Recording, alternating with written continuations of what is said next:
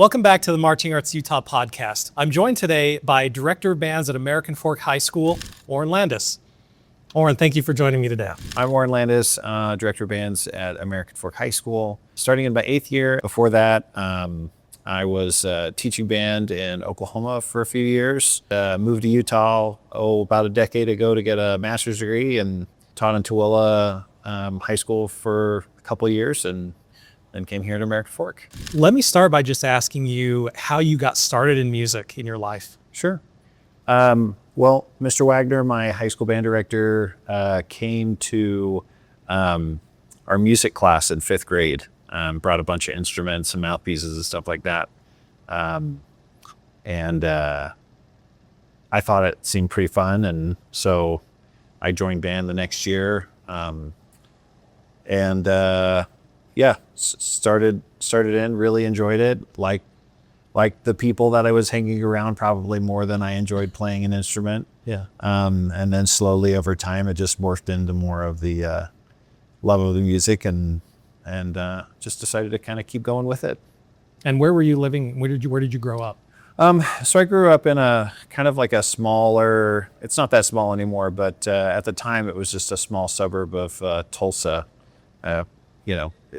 To give it any kind of context, I had like 200 kids in my graduating class. So, we weren't crazy small, but we weren't crazy big either. Yeah. And did your high school have a marching band program? Yeah. The high school had a marching band program. I would say that as I started into it, they started investing maybe a little bit more energy into how the marching band was doing. Mm-hmm. And so kind of got there at the beginning of it all, and spent 4 years doing it, and eventually got much better, and I graduated, and then a few years later I went back and staffed with them. Nice. And won the state championship for the first time at the high school with the marching band, which was super fun. Wow. So yeah. How big was the marching band? How many students? I think we had like 120, maybe 130 or something like that. Okay. Can you talk about some of your early influences, teachers, instructors in your music career? Yeah. My beginning brass instructor was the high school band director, Mr. Wagner. Mm-hmm. So he got us going on our brass instruments. My junior high director, so in Oklahoma, they kind of do the same thing that we do here at American Fork, which is everybody team teaches. Mm-hmm. So, you're not just designated to the high school or the junior high, you kind of work across the system. And so there were 3 band directors at the time, and they all worked together to, have a cohesive band program. So Mr. Wagner taught us, got us started. The next year in junior high, Miss Kennedy was our full-time band director. So she did 7th and 8th grade, where we did primarily just stuff with her. Mr. Wagner would come over and help out. Mm-hmm.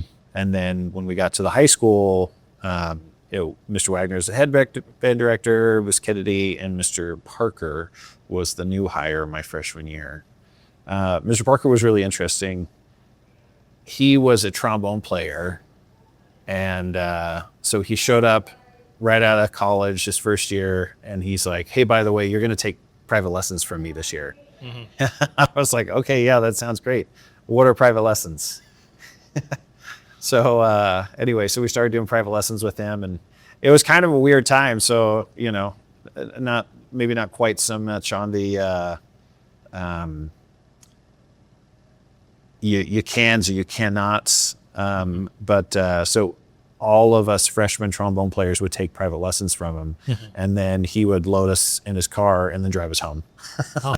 So, and usually he would stop by we have a little Mexican restaurant in Bixby called Taco Bueno, and he would buy us all tacos after, and then drive us home. So, yeah, basically spent all of the money that we paid him for private lessons and tacos. What a great teacher. He was amazing. Yeah. I mean, it was, Mr. Parker was kind of the guy that he had just kind of encouraged me to keep going in music, I think he was the one that suggested I move to bass trombone my freshman year. And I had a little bit of problems trying to get out some of the higher notes. And so low notes weren't a problem for me. And so we moved me over to bass trombone, and then kind of took to it like a duck to water, and Nice. felt really good about it. And then, maybe all state band and Oh, cool. stuff like that. So it was a lot of fun. And then just kind of went on into college. So yeah, I was in college for a few years, and then And where did you go? I went to the University of Tulsa. And kind of like a little conservatory, really. I mean, it was, there wasn't a lot of like, the whole university had like 4,500 undergrad. So it's really kind of it's almost the size of American Fork High School. You know what I mean? So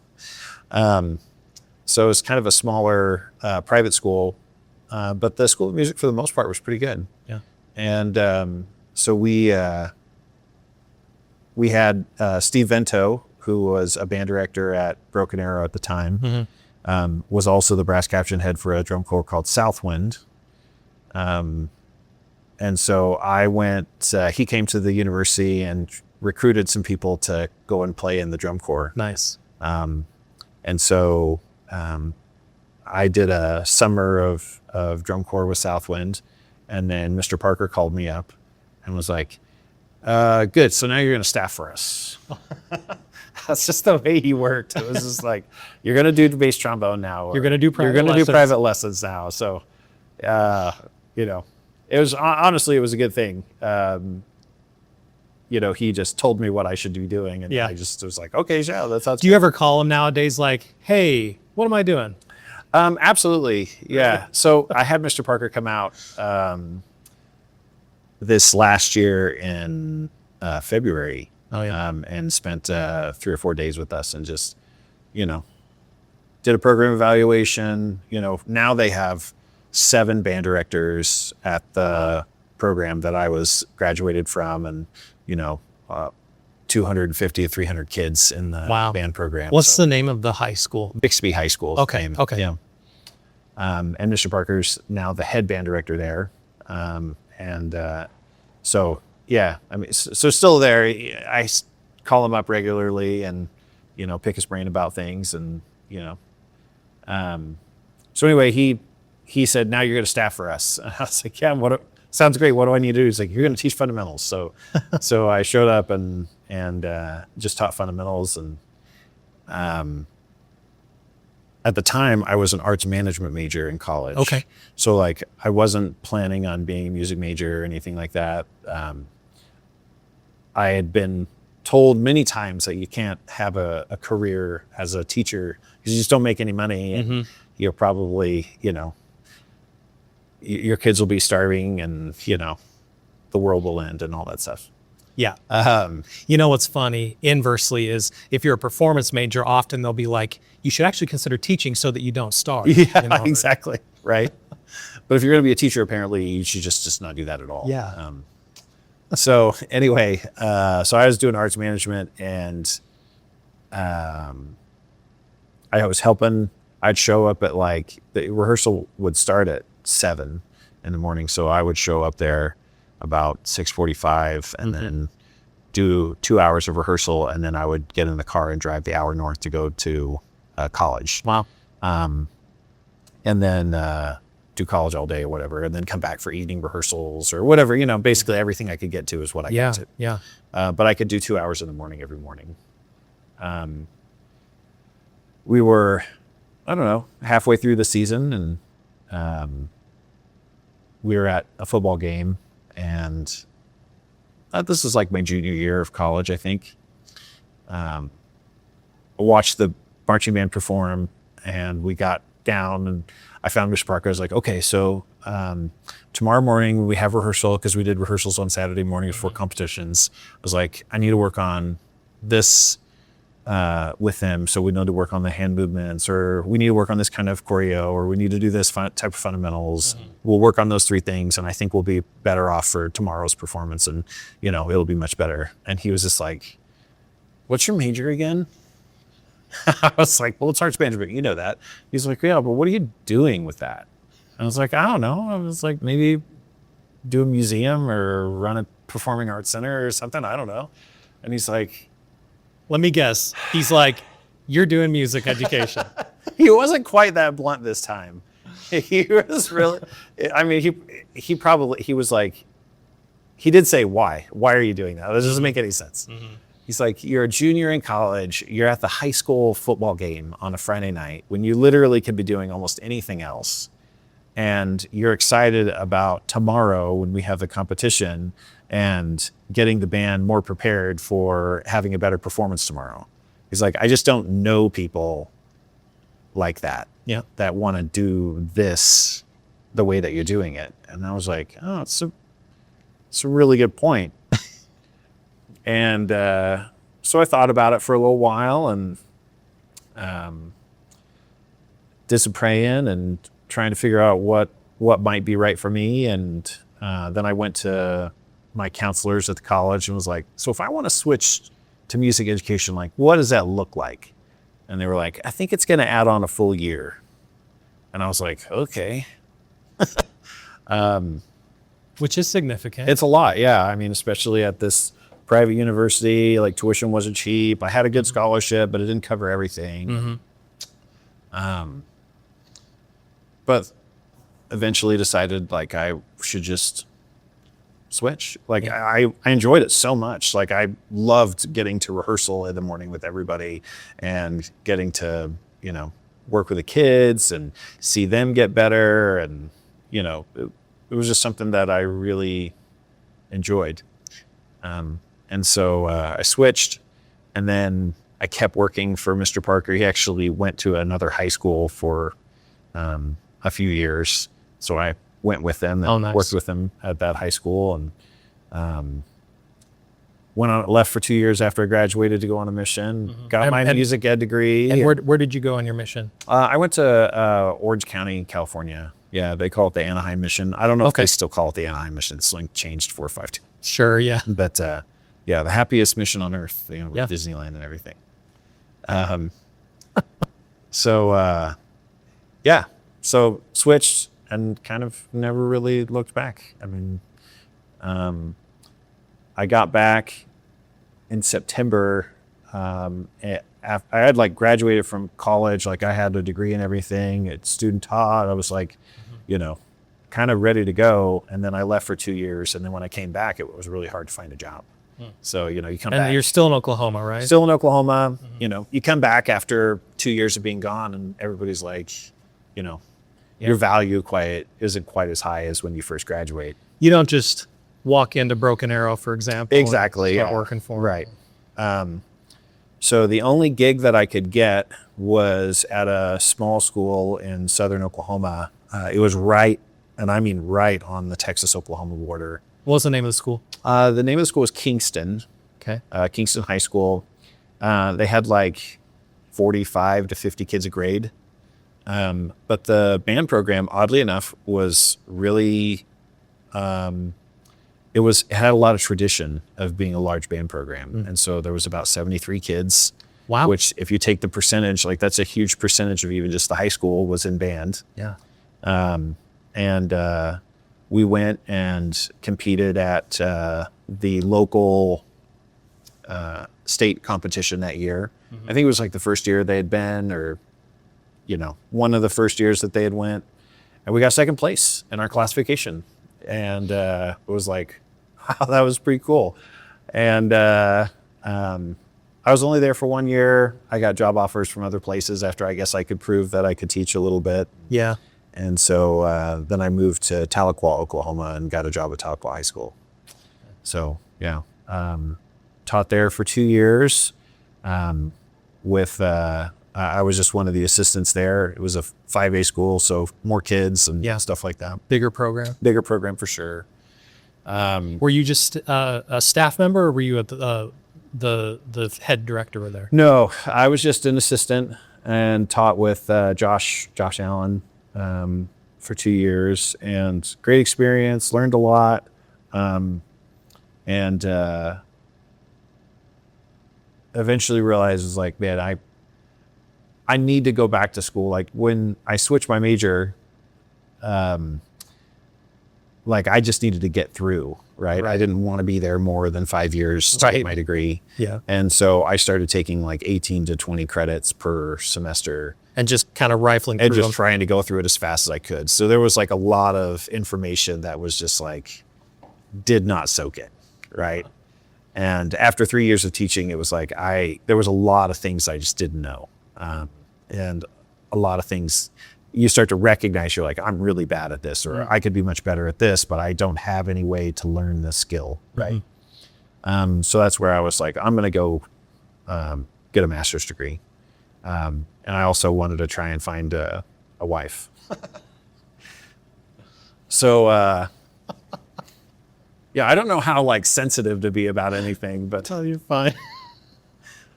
you know, I was driving an hour and a half to get to a singles ward in Arkansas. Okay. And Wow. so it was like, it wasn't super productive. Yeah. So anyway, so I decided to go to the University of Utah and study with Scott, which was a fantastic decision. I got a master's in conducting. Wow. What was it that made you pick the University of Utah?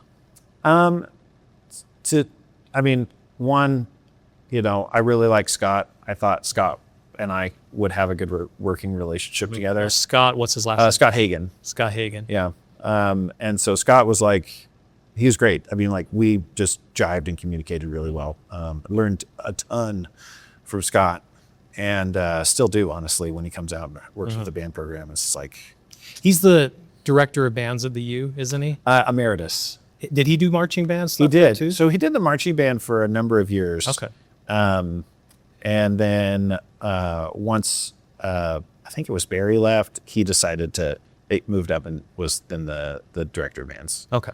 So So that's the position he was in when you were going to school. yes, yeah, he was doing all the conducting and everything. And Scott's got amazing hands, and he's a technician when it comes to rehearsing and everything. So it was a good place to go just to get a solid education. Yeah. And then on top of that, you could get a scholarship plus a work study. So like a graduate assistantship. So like we don't make much money as teachers anyway. All things considered, if you could get a graduate assistantship and have college paid for, it's like a no-brainer. Yeah. And BYU just doesn't offer those type of things. So at least they did. I don't know if they do anymore. But so it was like, okay, well, I'll just go to the U and get. So college you were paid considering BYU as well, but that Yeah, a little program at the U made more sense for you. Yeah, it made more sense for me. Real quick, you said that you had sort of kind of a list of deficiencies that you felt you had Sure. from your undergrad degree. Did you go to Scott with those and say, hey, I'm wanting to focus, I want to get better at these things? Yeah, I mean, my conducting I knew was bad. Like, it's funny because there's a lot of times where your students do certain things and you're like, why are you doing that? Like, you're not paying attention. You're not playing in time. You're not, you're playing too loud here. You're not playing loud enough here, or whatever. And you start to realize after you've been doing it for a while that your conducting is actually inhibiting their progression as musicians because you're showing them things that they're doing, right? So like if they can't play in time, but you're giving a huge beat pattern and it's inefficient and hard to read, like there's no wonder why they're not playing in time, right? Yeah. And so to get better at your conducting so your students actually can be more effective is really important. And I started to realize, I'm like, man, there are certain, I know what I'm doing is causing them to not play as well as they could. Yeah. But I didn't have the knowledge of what can I change in order to help them to be better at it. And so going and studying with Scott, I could articulate that I know I wasn't good at it. Not that I am great at it now, but certainly better. I could tell him, I know I'm not good at it. I just don't know what I need to do in order to get better at it. And then he would give me a bunch of skills and things like that to work on. And then slowly but surely you realize, oh man, when the band played out of time and this song 2 years ago, this was the reason why they were doing that, is because I was showing them these things, and that's why they played it bad, And it's like, if I had just been able to change what I was doing, they would have been much more successful at it. So things like that is where I realized it's like, okay, I just got to get better at it. Yeah. So you finished your master's degree, and you were also teaching while you were going to school, kind of a student teaching. Can you talk about where you were and what you were doing? Yeah. So finished up the degree, and the whole time the plan was for me to just go to Texas afterwards. Like, I was going to graduate from Utah, and then I was moving to Texas. And what was your reasoning behind that? At the time, you were just like, well, Texas is where the best bands are. And if I want to create a career, I want to do it where I think the best bands are going to be. Okay. And so that was the plan kind of the whole time. And then I got hitched. So it worked. Coming to Utah worked. Yeah, it did. It worked. And tell me about your wife a little bit. Yeah. What's her name? And Danielle. We met our first, it was my first Sunday in that particular congregation, and it was her first Sunday. She had just moved into the area. She had already graduated and was, working full time and everything, but she had moved to the area. And so we met that first Sunday, and, slowly but surely a relationship budded, and we ended up getting hitched about a year later. So nice. Yeah, which was great. All of our families here, most of them were in Idaho, but and she also had a full-time job that paid well, and, made sense for us to not pack everything up and move off to Texas. Yeah. So I just started looking for gigs around here that I thought, would be a gig that would be worthwhile. And so I looked around, and Tooele was opening up, and I was like, oh, Tooele would be great. Like, it would be a school where I'd be the only band director there. So I would teach, the young kids all the way up through the high schoolers. But I would be sort of in charge of my own destiny because it was just me. Yeah. So like, if I could make it work and I could, invest the time, then I know that the program would get better, and, we could have a lot of success. And about what year was this? This was about 2017. Okay. Yeah. What was the program like at Tooele when you took over? So Marilyn Syra was the director there. She was there for like 26 years. I mean, so she's just like a staple of the community. She's an amazing woman. And so it's the program wasn't like what I would say was massive, but it certainly wasn't small either. I think we had like 60 or 70 kids or something like that in the band program, which was great. That's about what I had in Kingston when I was down in southern Oklahoma. And so we got started, and I think, I had some more experience when it came to marching band, and so I brought that experience with me and started developing, a concept for a show, and we worked through a few things, and the band got much better really quickly, and not to say that they were bad to begin with, just they improved quite a bit, and they had a really solid vessel to drive the performances that year, and just really saw a lot of improvement. And we were fourth place in our classification that year of 2A when it was all about band size, and so I was like, man, this is great. Like, it was a lot of fun, and tons of improvement really quickly. And then we got into concert band season, and the concert band made the state festival for the first time in a few years. Awesome. And got straight ones. And it was like, man, this is like, felt really good. And so, just kept building the program. And the second year was more of the same, like, had a great concept, band did really well.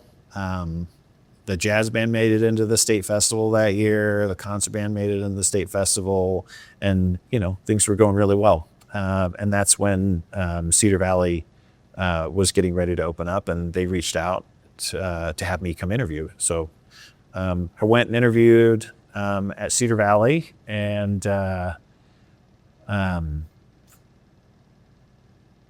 ended up getting the position there. And that was like, it was really great because I knew it was going to grow into a big program, and I knew that I had some skills that could lend itself to really making it into a really fantastic program. So I was super excited to go. Now at Cedar Valley at the time, they were already an established program. The school had already opened up at that point. No, like they were going to open. So the school itself hadn't opened yet. Correct. So you were the first. I was going to be the first band director there, right? Wow. But then it was like I had to like leave Tooele to do it, and it was hard. It was hard to leave Tooele. You know, when you develop something and you put a lot of energy into it, and the kids knew me really well, and I knew them really well, and I was the only band director, so they had a really good relationship with me, and so anyway, it was a hard decision to move from there. But by the end of your time at Tooele, what was the culture like, and what was the community support like? the Tooele has always been sort of a band town. Yeah. And so, you know, I certainly remember stories of Mr. Farron being there and having like, you know, 200 kids in the band program at Tooele, you know, and it was just a, you know, 3 or 4A school, which is, this means it's a massive program and it's a small school. Yeah. So it has a kind of a rich history of band programs. So, I didn't try to change any of the traditions or anything necessarily, just tried to insert, maybe, you would say like a standard that could help them to achieve maybe some of the goals that they weren't achieving at the time. Mm-hmm. And so, and the kids really kind of just said, yeah, sure, let's do that. And so, yeah, it got much better really, really quickly. When you entered that program, did you make it a point to kind of establish what your goals were as the director and expectations, your expectations, and what the students could expect from you? I would say that I would say I'm much better at it now, but in a way, yes. Like, you know, I was like, this is where you need to be in order to compete at this level. And if you're willing to work that hard, I'll make sure you don't sacrifice anything to get there. Yeah. And so it was a very collaborative start to make sure that we were all going to be on the same page so we could all achieve the same thing together. Gotcha. So Cedar Valley opens up, you get offered the job there. Yes. So I got offered the job, and my job was to basically buy all the equipment, go through the whole process of establishing the program, what the bands were going to look like, what the schedule was going to look like. I mean, so it was like at the same time as trying to finish up a year, because I got hired at Cedar Valley in November. Of what year? Of 2018. Okay. And I was going to open it in the fall of 2019. So I was still finishing the year at Tooele, but I was trying to open a school at Cedar Valley. Oh my goodness. So it was like having 2 jobs at the exact same time. So, and one of them you're basically building from the ground up. Right. You're building a program at one school that doesn't even exist yet, and then still trying to make sure that you're providing a good opportunity and success for the kids that you're already teaching. Yeah. Right? So it was a very difficult balancing act to try and get all that taken care of. And so we get all the instruments bought, and, you know, the hard thing was like, you know, I was splitting off of Westlake and trying to figure out who was going to come and how many kids I was going to have, and was a real challenge. Was Randy Brady the director by that point? Yeah, so Randy was he was finishing up his first year. So he had 1 full year in, and then literally was going to lose a huge portion of his band to a new school opening up. Did that put a strain? What kind of relationship did you have with Randy at that point? Randy and I have always had a good working relationship. I I think we both strive to just make sure that it's for the kids, and whatever we need to do is going to be what's best for the kids. And Randy has that same mentality, and so we've always just gotten along really well. And how was that kind of, it's neither of your fault, the fact that the school's kind of Right. splitting off, but what was that like while you were there? It was hard. I think the trying to figure out how to bring kids in and establish a new culture at a new school, Yeah. with not destroying any culture that they might be bringing from a previous school. Because if you've got people that are coming in that are going to be juniors or seniors or sophomores, and they had already had a year in a program at a previous school, you want them to kind of bring that with them. So that way you can kind of build off of that and create something that's a little bit old with a little bit new, but then at the same time build it in the way that you want things to be built. And so it was a little bit of a challenge to initially kind of get things going, but we got things going, and we had drum majors selected and leadership and things like that, and we even had a few rehearsals up to that point. And then I found out that the American Fork job was open. It's kind of a big, horse to get on top of and try and ride, the American Fork program, and not fall off. And so I wanted to make sure that, I knew what I was getting myself into if it was something that I was going to be interested in, and I was. And what it might look like as it moved into the future. Like, were there problems? Were there issues? What were those issues? What do they look like? How might I be accustomed to deal with those type of problems? And then at that, is it something that I can build? Because you wouldn't think initially, you're like, well, American Fork is already established. It's great, It's like, well, yeah, but I still want things to be moving in a direction that feels like the program is still getting better, right? Even if you're not talking about, increasing the number of kids as opposed to just helping the program to continually get better, right? Now, you said that there were, you call it a big horse to get onto. Yeah. I feel like that's a bit of an understatement, actually. But what are some of those factors that you considered before you even decided to apply for the job? So I'll answer that question by kind of pointing out a few things that I had seen throughout my career. When I was first getting into college, Union High School opened up, and their band director had been there for like 20 plus years. And the new guy came in and tried to change a bunch of things right at the very beginning. And the band booster organization was so big and robust that after a semester, they got him fired. Wow. And so he was gone. And then the program kind of dipped for a few years until they had another director come on and kind of reestablish some things and get things going again. And then what would happen is you would see that kind of happen regularly, where a very established program, somebody would come in that wasn't really prepared for what they would need to be able to do in order to take over that kind of big program. Yeah. And make too many changes too fast, and maybe diminish the successes that they had had previously. And it just rubbed people the wrong way, and that person would last maybe a year and then they'd be gone. Yeah. But in doing that, they would ultimately kill the program, right? And so I want to make sure that I kind of knew what I was getting into, and then had a really good idea and game plan of, well, this is how I'll come into the program and how I'll try to slowly but surely get things maybe moving in a direction that I think they should be going. Yeah. Without diminishing anything that's happened previously or making anybody feel disenfranchised, and make everybody feel like they're a part of that pendulum moving, as opposed to just me forcing it to try and move. Yeah.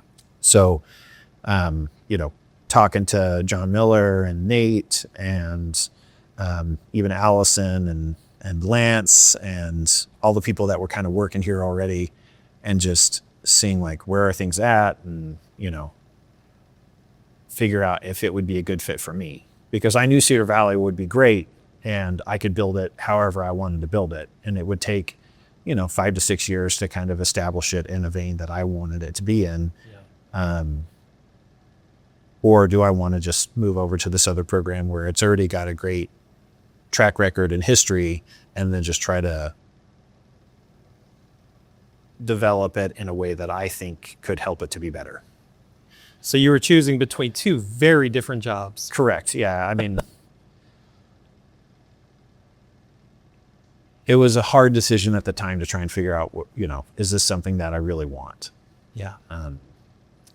And so ultimately, after talking with my wife, and she would, making sure that she understood, like, this is probably what will happen. Yeah. Like, I'll be really busy. Yeah. For the first few years, trying to figure out, how to make things work in the right way and stuff like that. And what I didn't realize at the time is it just basically always meant I would be that much more busy. So it never stops. It's just always as busy as you can get it. Yeah. So I applied for the job, and it was like a straight up audition process. It was like, you show up on this day, you conduct the concert band, you conduct the jazz band, you answer questions from students. Then you go in and then you answer questions from parents and staff. And I mean, it was like a hour plus of, an audition basically to like, are you going to be somebody who can manage at least the teaching aspect of this program? Yeah. I remember getting a question from one of the students, and I think this is kind of, I don't know if it was what sent me over the top or anything, but I certainly remember it being one of those moments where I was like showing them who I was, right? Mm-hmm. They asked, because they had lost to a California school in St. George that year. Mm-hmm. It would have been like the first time that they had lost in years. Mm-hmm. And so they were like, how would you deal with that kind of failure? And I was like, you guys lost to a band that went and made Grand National Finals the very next week. Like, and not just like made it in, but it was like 11th, 10th place or something like that. Like, and you only lost to them by a fraction of a point. Like, I don't know if I would frame something like that as a failure. I think I would look at it like, what a great opportunity for us to compete against a band that just went and made Grand National Finals, and how much better that will make us for next year, because we have a new standard of level that we have to compete against, and we can get that much better the very next year. And you could just see the kids like, oh, okay, yeah, I like that. Like, you've got to look at failures as positives instead of looking at failures as negatives. Or maybe just not calling them failures at all. Yeah, not calling them failures at all. Like, it's not a failure. I mean, literally, one of the top 12 best programs in the country that year. Yeah. And you guys barely lost. So I even hate calling it losing. It's like... Right. Joined now by senior drum major Zachary Warner. Zachary, thank you so much for joining me today. It's a pleasure. This is your first year as drum major. Mm-hmm. Tell me where else you've been in the marching band program. So, for the 4 years of marching band that, I could have marched, I didn't march my first year, and then I was in auxiliary percussion in the front ensemble my sophomore year, and then as a junior, I was a marimba, and now I'm a drum major. Awesome. Why weren't you in the band your freshman year? I was doing theater. I did 4 musicals that year. Wow. And I think doing theater helped a lot with gaining the ability to perform and be myself on a stage. Maybe go into, can you expound a little bit on the performing aspect that you kind of gained from theater that you feel helped with your marching band performances? I feel like in 2024 in auxiliary, because auxiliary wasn't where I wanted to be, I wanted to be a vibraphone, I felt a little down. And so I had to learn where I was in the band, how I could help that like be the band experience I wanted. And so I learned to like be really performative in auxiliary, and it helped a lot with how I felt about being in marching band and like wanting to be here. And then like on the performance side, like everybody loved it. How did being in that section help you gain that leadership experience? Being the oldest in the auxiliary, I kind of felt a little bit of leadership just already. And so something really important in front ensemble is that we all match visually. And so because we wanted to take on more of the performance mindset and style, I made sure that everybody was really getting into it and that we all had the fun. And you guys made finals at Grand Nationals. Tell me what that experience was like for you. Making finals was absolutely crazy. I will never forget it. Like meeting all the other bands and just the like feeling of accomplishment. And it wasn't like personal accomplishment that much because I really don't know how what I did really affected the score. But I do know that all of us together, we did something amazing. Oh, yeah. Can you think of moments at Grand Nationals that sort of sparked your desire to progress within the band and try out for drum major? The drum majors cross paths a lot with the front ensemble. Okay. And so I got to see just the amount of service and love that they showed. And that made me want to do that for other people. I took an AP psychology class my sophomore year, and at the like very first day, the teacher gave us letters from all the like previous students to say, oh, should we take this class or not? And I got Jared Rajaratnam's letter, which had his phone number. And so like when I started like thinking that I wanted to become a drum major, I was able to like text him and like ask him questions. And Jared was the drum major at the time. The head drum major. Yeah.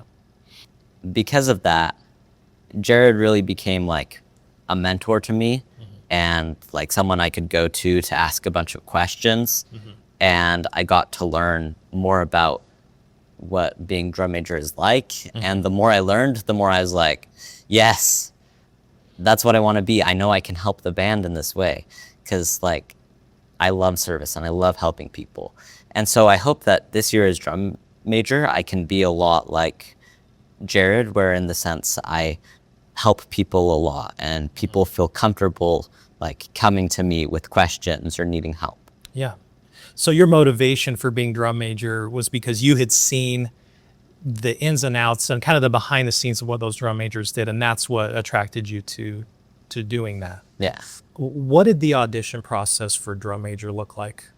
So to audition to become a drum major, you need to do a creative project and a service project to show like your thinking outside the box capacity and then like your ability to like work hard and like help people.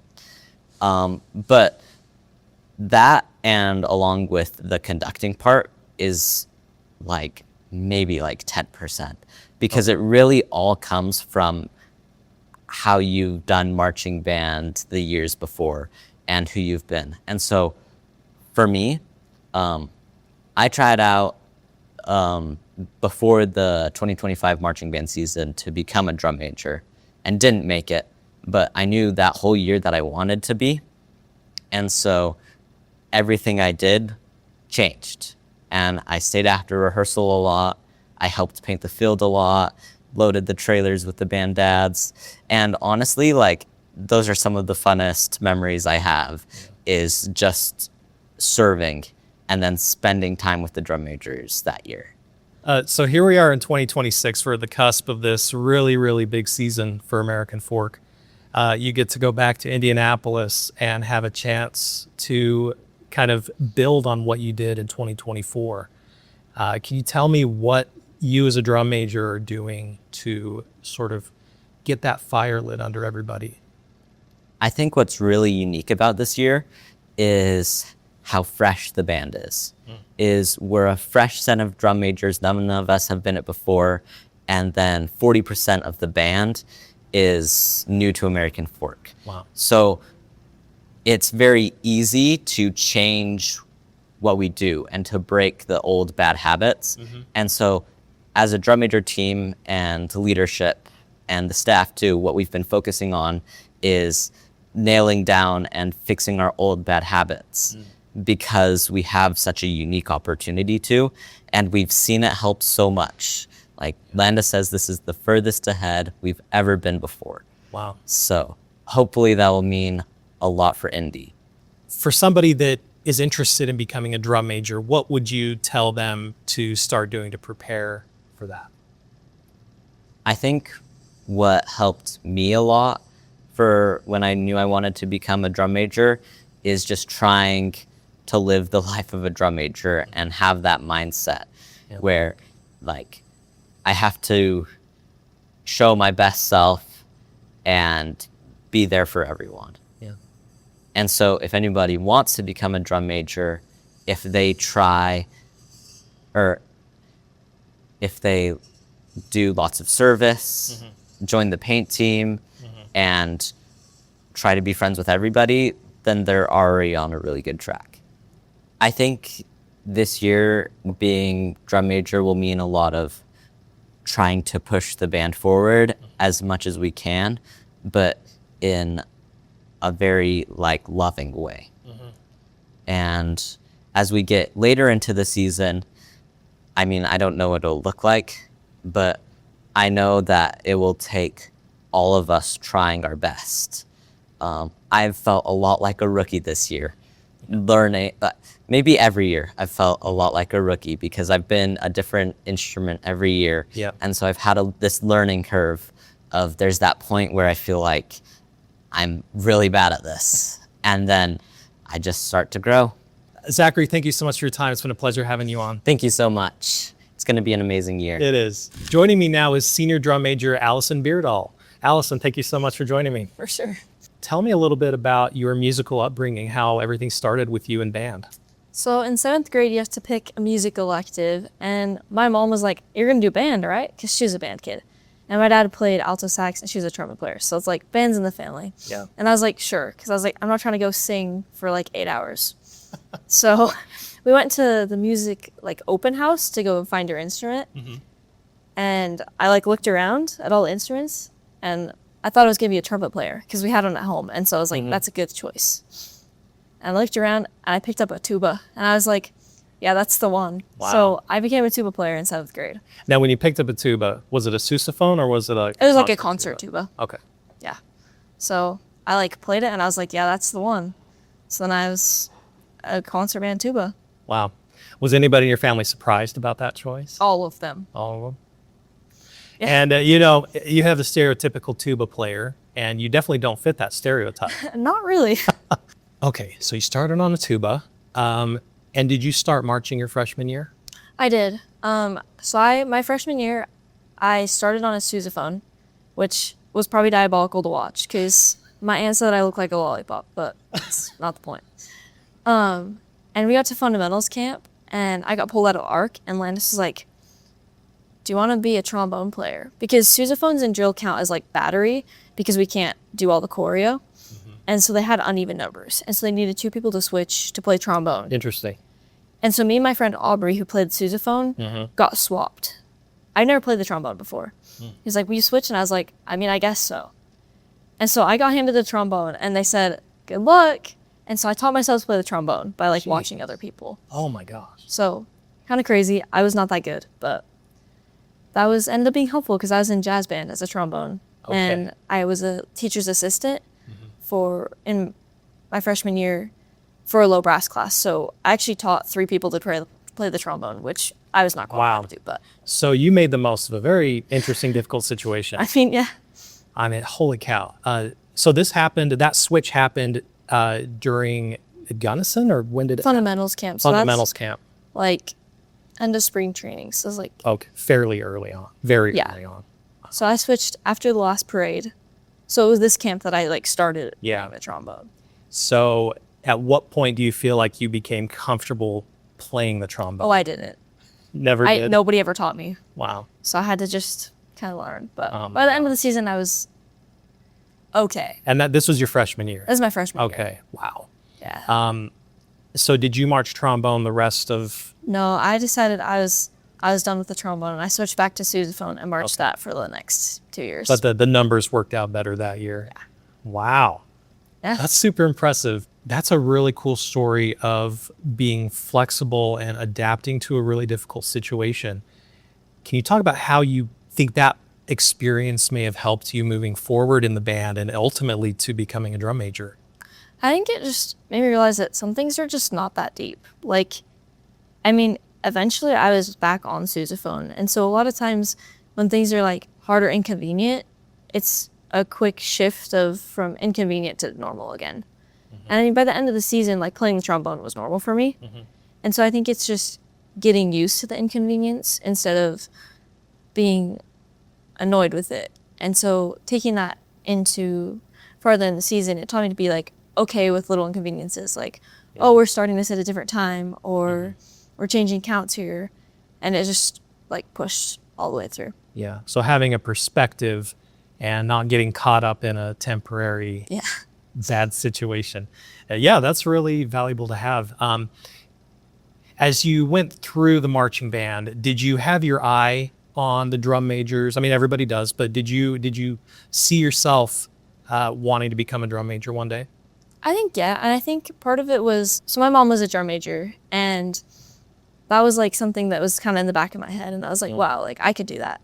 But then watching Rory Seamons, I'm sure she's been in interviews, but Because she was a sousaphone player. yeah, she was a sousaphone player. And so I met her my 8th grade year when we did like, they brought all the 8th graders on the field and we're like, we're going to play the school song. And we were like, okay. Yeah. And Rory was just so excited to see everyone and a very happy person. And then she was my section leader for 2 years. And then last year she was my drum major. Yeah. And I was just always so inspired by how happy she was and helpful and like kind and loving. And I think I was like, oh, I could do that. And I want to be that person for someone else. Wow. So for you, what was your primary motivation for wanting to be in that position? Helping people is like my thing. Yep. And a lot of times when you're on the field, like as a marching band member, and someone's sitting out and not feeling good, like you can't run over and be like, hey, like, are you doing okay? And that like kind of hurts because you're like, I want to help them, but like I have responsibilities as well. And so being a drum major, like I have that ability of like during a water break to be like, hey, can I help you with anything? Or, what do you need? And that was something that like just helps me and it motivates me as well as motivating other people. That's fantastic. Can you talk about the audition process for becoming drum major? Yeah, so I mean, technically the audition process is like a month long and you do like classes and the drum majors have an extra hour to learn how to conduct and like be a drum major. And how many people are generally auditioning year to year? It really depends on the year. So I auditioned 2 years, so 25 and 26. And in 25, I wasn't like expecting it because I was I'd be a junior and I was like, and there's a lot of seniors running. Okay. And so I was like, okay, like I'm not expecting to get this role, but in the case that I don't, I have that experience to push me for next year. Yeah. And so I kind of kept that in the back of my head of, now I know how to conduct and I can practice that. And so I can have a better chance next year. And so there's the 4 classes. It's like a month long and you do like 1 a week. And then you have a creative project, a service project, and then you write a couple essays on like how you could help the band and just that like kind of stuff. You answer a couple questions. Okay. And then all in the end, there's an interview with staff members and they are able to ask you questions and be like, how would you help the band? But realistically, the process starts when you meet Mr. Landis. Okay. So like for me, that was 7th grade. And so it's like, how do you hold yourself? How are you helping people? Do you care about people? Like, just... He's kind of watching that in people before they're even aware that it's going to be useful to them. Yes. Was it ever in your mind in 7th grade that everything you did in public was sort of being noticed? Not at all. Is that a little just- scary? Yeah, it's scary to think back on, but in 7th grade, like, you're just trying to flounder and figure out how to play your instrument, so Right. you're not. Or maybe your thinking about freshman it. year when you're trying to figure out how to play trombone. Oh my gosh. Zachary talked a little bit about the fact that we've got 4 brand new drum majors, and we've got a band that consists of about 40% new students that have not marched before.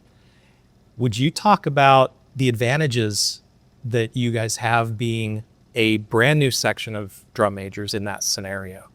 Yeah, I think a lot of people would see that as a disadvantage. And I mean, in some ways it is, because we haven't had anyone that's done it before. So if we have a question on like a procedure, like we have to just kind of guess. But at the same time, we have the opportunity to start new things. So instead of, if there's something that was happening in previous years that the drum majors are like, we do it this way, we have the ability to be like, okay, but we don't do it this way. And that will carry over in the next years, because we have Micah, who's a junior, and who will likely be a drum major next year. That will, things that we do this year will carry on. Yeah. And so it's convenient to have like a fresh look on things. And that's with the band too, with so many new people who haven't marched at American Fork, whether it's first year marching ever or just here at this school. Yeah. We're able to quickly change perspective on things and be more positive, and we just have a lot more influence on each other, like the entire band. And I think that's very valuable. Yeah. You were with the band your sophomore year when they went to Grand Nationals in 2024. How were you able to use those experiences in helping to prepare the students in the band for this 2026 run? I think a lot of what we were talked about 2024 was raising the bar of like our standards. And something very similar this year is we're raising our passion to be of what we want and how to get there. And with a lot of the band, I mean, anyone who is a senior most likely has marched 24, as well as some juniors. And so that's very helpful, because people have seen like the work out of that. And even if you weren't marching then, there's a good chance you've heard it talked about or seen videos of us marching in Grand Nationals, and seeing that desire and that want for like being the best that we can be. Yeah. How do you translate the experiences that you've had to new students that have never marched before? So we talked about this a lot as drum majors, how we can get that excitement in people who have never marched a show. Because you can't really feel that excited until you've marched your first show. And that's too late to start trying then. Yeah. Because that's like September, and we have to start trying day 1. Yeah. And so I think it's a lot of uptalk of being like, shows are so much fun. This is such an exciting experience, and you're gonna have such a good time. And we also have to keep, like what we're doing now is like, learning drill is so much fun. And with that excitement, it helps to translate a little bit of how like exciting being in a show can be, but it's hard to get that full understanding until you've marched in a show. For sure. From your perspective, how are things progressing so far at this point in the year? Very well.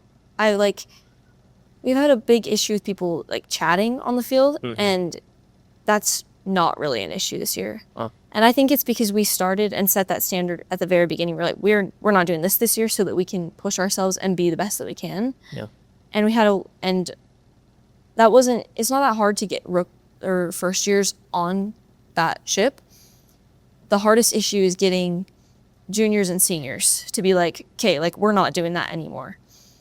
And Because it's kind of breaking habits, bad it's habits. breaking the habit. And people that are like, it's so much more fun if we can chat on the field, but it's also so much more fun to see how far we can get. Yeah.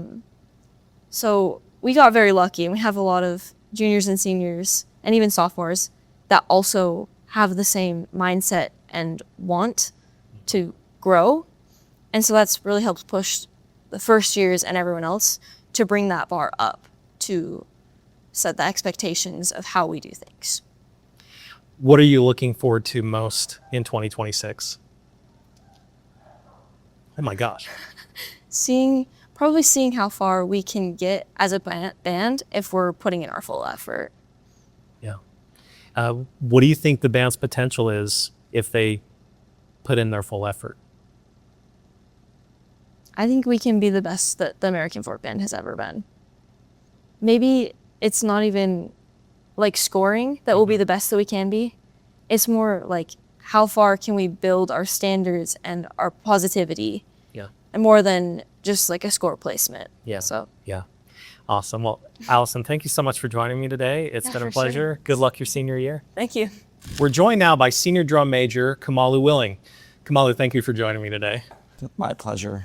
Can you tell me about your musical upbringing and what got you started with band?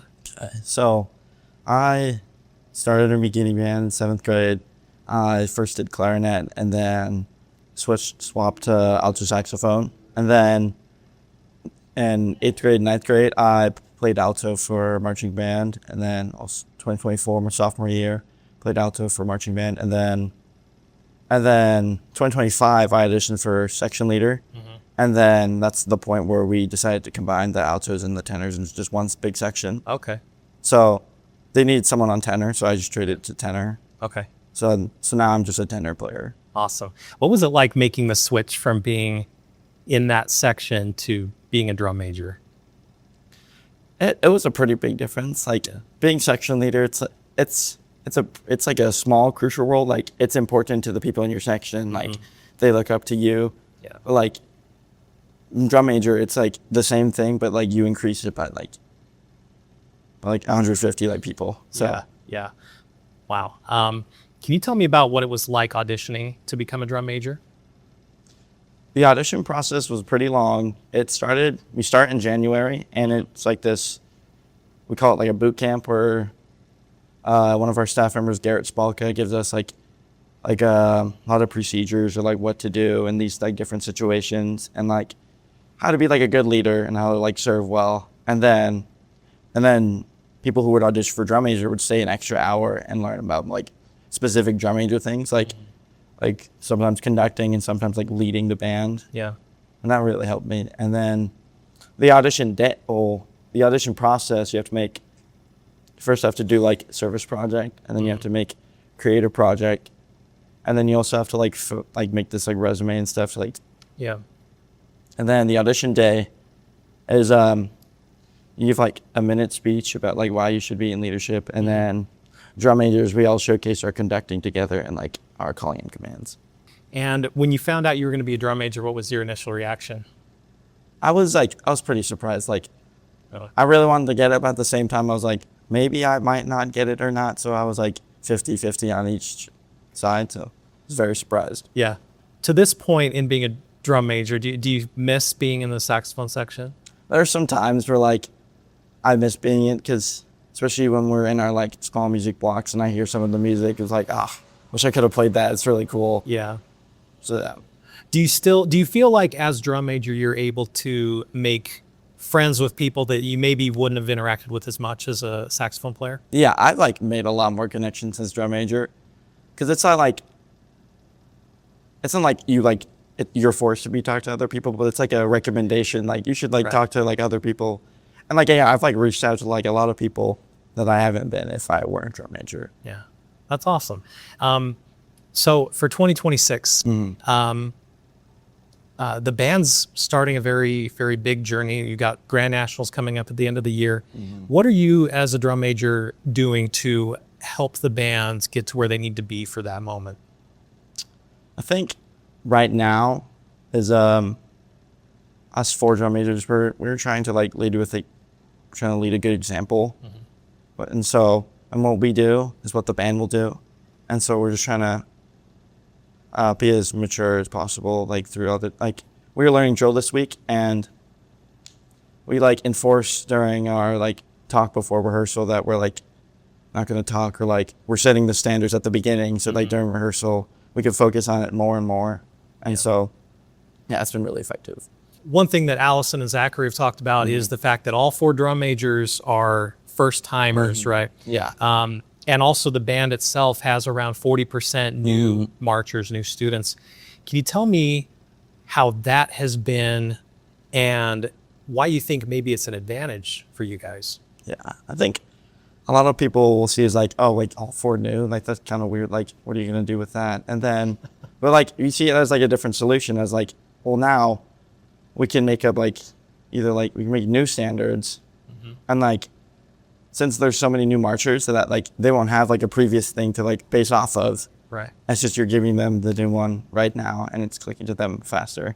Yeah. So you think it's an opportunity Yeah. to sort of get rid of old Enforce, yeah. habits and what Enforce new ones. enforce new ones. Awesome. What are you most excited about for 2026? I'm excited for the whole band to experience like competition season, because that's my favorite part of the season. It's just so much different from everything that we do. It's like we go out there, we play the best that we can play, and then it's just that feeling of like it's like after you play the best you could. It's just feeling's really nice, and then Yeah. I'm excited for like other people to experience it for the first time. Because especially the new ones that have never performed, you sort of just they have to trust you. Yeah, like, it's like- going to be amazing. It's like really hard because like they don't know, they don't have anything to base off of. So it's like you give them the expectation now, Yeah. and then once they start it, they'll be like, "Oh yeah, I love this as well." Is that kind of what happened with you your first year? Yeah, I was like, I wasn't fully trusting the process, but like after first competitions, like, oh yeah, this is my thing. Yeah. You were a sophomore in 2024 when the band went to Grand Nationals. What was the experience like? And what are you doing to sort of translate that experience to help the people that haven't been there yet understand what it's going to take? Going to Indy for the first time, it was a really weird experience, but I enjoyed it a lot. It's a lot of just you get there and that's what's happening. There's no like planning or anything. It's like, because especially if all the scheduling's like can be alternated or it can be changed. Yeah. But like rehearsing in, what was it called? The convention center with the echo. It was so cool. Yeah. Like I loved it. And then once we went inside like the big dome, Yeah. it was crazy. I loved it. Now, how are you communicating that experience to the new students that haven't been before? I think what we're trying to do is make them enjoy the beginning of marching band now, and then towards the end they'll enjoy it like even more. Like I even said like, oh yeah, like our fundamental and parade camp is very fun, but wait till the end of the season, it's even more fun. Oh, that'll be good. Well, really excited for you. Thank you so much for joining me on this, and I course. wish you the best of luck this year. Thank you.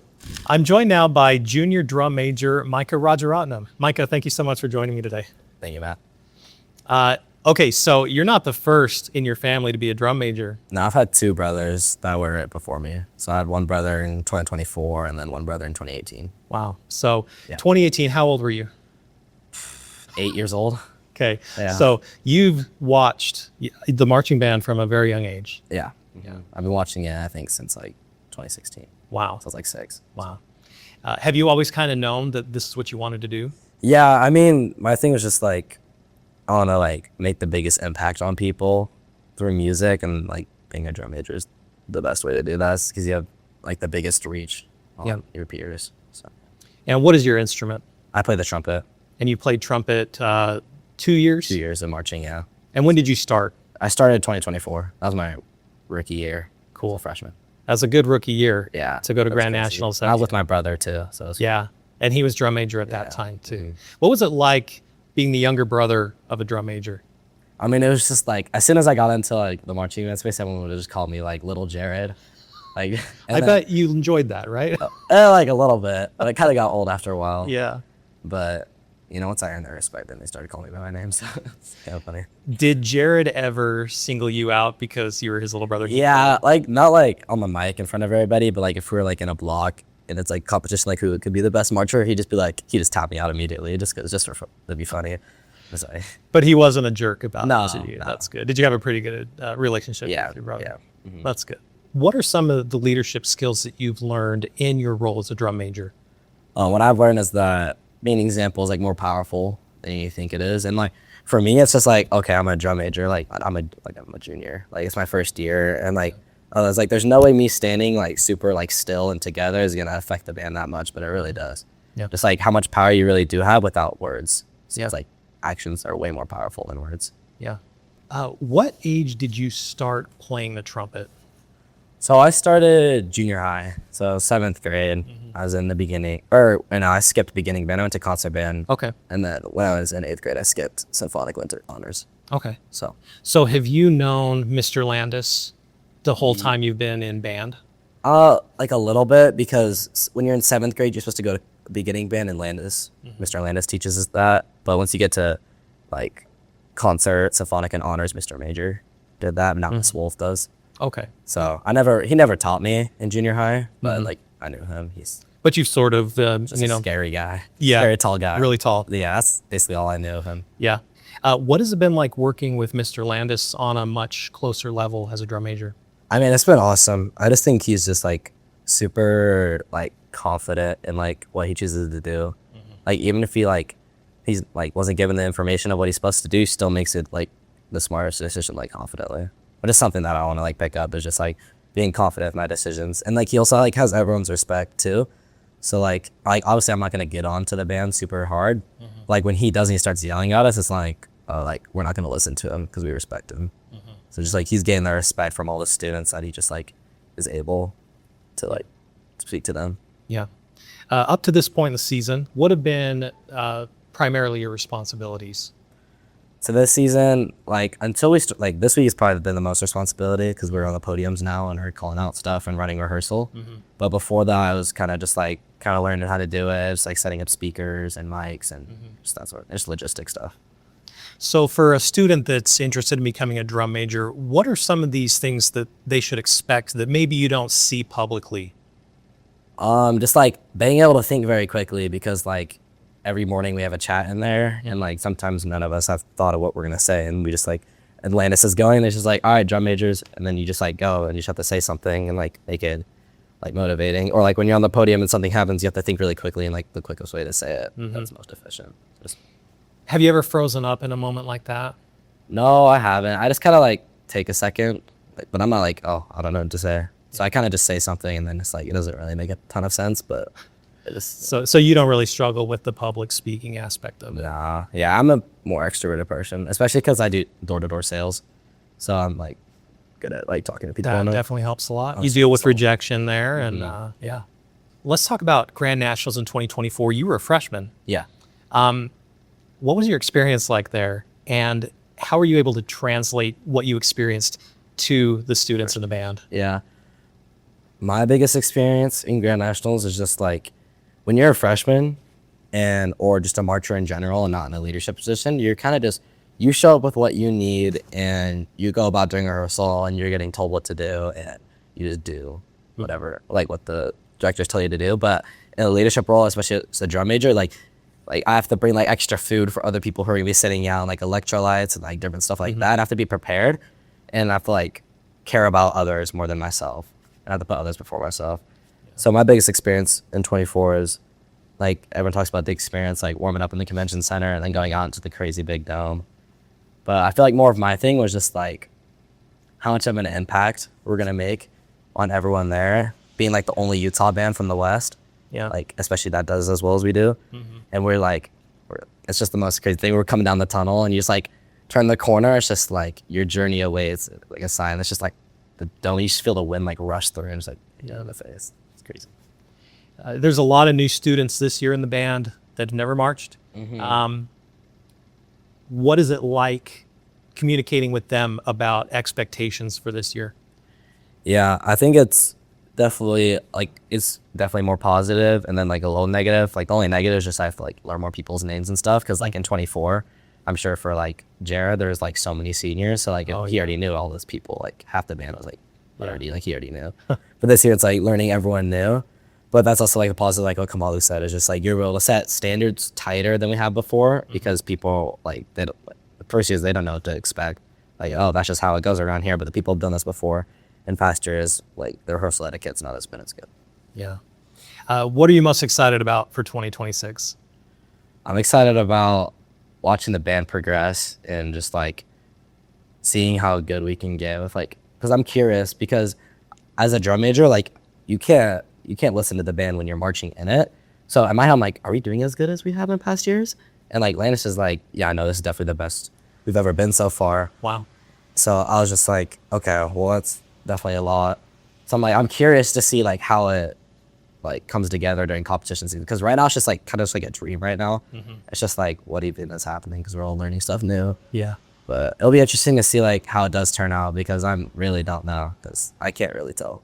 Yeah, it's all new. It's a totally new perspective to see the Oh, yeah. band. 100%. Well, I'm really excited for this year for you, and thank you so much for joining me. Really good. Good luck Matt. with everything. Yeah, thank you, Matt. My wife and I, we always try to do like a trip at the end of each school year. So we'll like go somewhere. So we ended up going to South Carolina that year and hanging out for a week or so. And I got a phone call from the principal, Dan, at the time. And Dan said that, Orien, I'd like to offer you the position.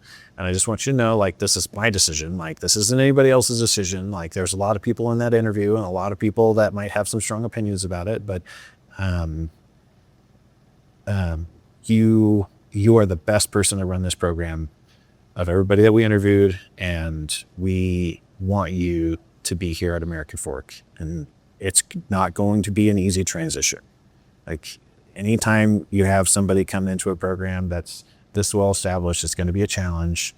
And just want to give you a heads up on that. It's like, we would love for you to take the program. And my wife and I had talked about it beforehand. Like, if they offered it, I was probably going to take it. Yeah. And so I told him, yes, it'd be great. I was in South Carolina at the time, so it was kind of weird. Yeah. But as a matter of fact, when we drive by the spot, like, we remember the spot that we were driving on when we got the phone call. So like, my wife and I will point it out, like, oh, this is where you got hired. Wow. Right here. And the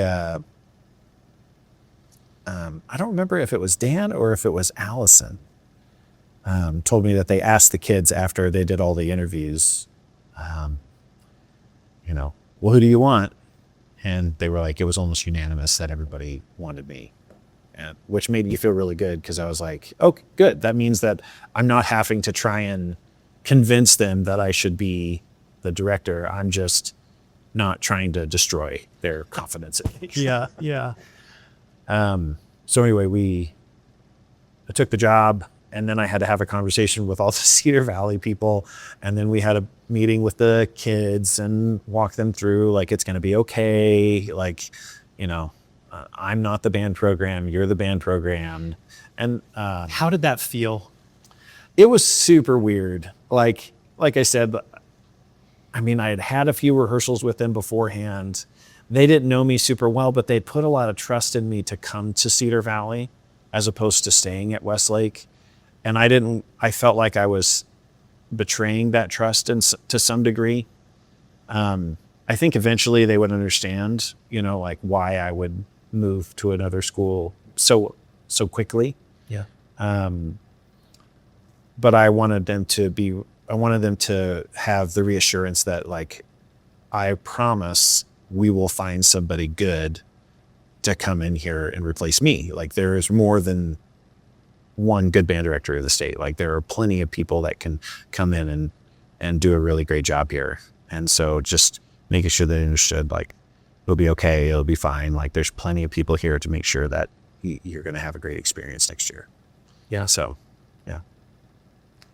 Uncomfortable, to say the least, but Yeah. just trying to make sure that, I think when you put kids first, you really try to, like, make sure that they have a good experience and they love what they're doing as far as just being in band, and love each other and enjoy being around one another. And I think that, you take on a lot of love for those kids, and you never want to feel like you're somehow hurting their feelings. Do you know what I mean? Yeah. Yeah. So, Well, when your whole philosophy is built on doing it for the kids, it can be really difficult when there's a transition like that. right. Yeah. Speaking of transitions, what was it like taking over the program after Nate Seamons? And what kind of struggles and difficulties did you face those first couple years? And I want to make clear, not because of Nate Seamons, more like because when a director leaves, you're going to have students that were there because of that director, very loyal to that director. Yeah, absolutely. I mean, Nate is a great band director. He's got such a good way of communicating with parents and students, and I knew that it was going to take me a second to build some relationships because Nate is just so naturally good at building relationships. Yeah. And so I would say just trying to form solid bonds with people. You know, there were still people here that had been here with John for years. And it was, you know, they're like, well, we didn't do this with John, or we didn't do this with Nate. Was that something that you faced fairly often at first anyway? Probably more than I would have liked. Yeah. And then, you know, like I said, I saw a lot of people do transitions into big programs wrong. Yep. And so, you know, trying to say things like, oh, okay, well, how did you do it with Nate? Or how did you do it with John? You did it like that? Okay, that sounds great. Let's do it that way. There's some things where it's totally fine to keep things if they work. Absolutely. Absolutely. And then there were times where like I knew things didn't work very well, but that's how they had done it. And I wasn't going to change it. What I'll say is the first year I almost changed nothing. Like we didn't really, it was like, I know this first year is just going to be me getting my feet underneath me and just trying not to screw something up. Where things really got crazy is the ending of the first year when COVID hit. Wow. And then everything changed and everything had to be reinvented. It was like I would spend hours after school with Allison or Dana and basically walking through like, okay, so this is how you've done things in the past. That won't work ever again, like at least for this year. So like, how are we going to reinvent that feeling that those students get from this, but do it this way, right? So that year, I think was my hardest year at American Fork because students felt shortchanged because their experience in high school for that year wasn't the same as what it had been in previous years. It wasn't what they saw their friends who had graduated already get to experience. Right. And we didn't shut down really. Like Utah kind of just kept going, where other schools around the country were really just like, we're done. Or they weren't allowed to do things. So like we had a full marching band season with judges and competitions, and we did everything that we kind of had already done, modified of course, but like the kids didn't, so like because they didn't necessarily just get it completely taken away, you know, it was like this weird limbo land of like, you know, I still feel like I should get these experiences, but because of COVID, I'm not getting these experiences. I feel like they absolutely were robbed of that. 100%. Like, there's no question in my mind that, like, if I was a senior, I would have felt shortchanged as well. Like, there's no way you couldn't have felt shortchanged. But they also still got so much more than what almost anybody else around the country did. And a lot of that was just hours and hours and hours of planning after school to try and provide experiences that got them close to what they wanted. And then I also took, because things had to change, if I wanted to change it, I just changed it. And just said, well, this is the new way we're doing it. And this is, you know. Yeah. Do you feel like, so COVID being being what it was. Yes. Do you feel like that year was also kind of an opportunity? And do you look back at it as saying like, it was bad and I wish it hadn't happened, but if it hadn't happened, I might not have gotten to get to the point that I am 100%. now. Yeah. And you could definitely put it that way, because I knew that there were things that I wanted to change. And it wasn't like drastic changes or anything, because there were things I wanted to change.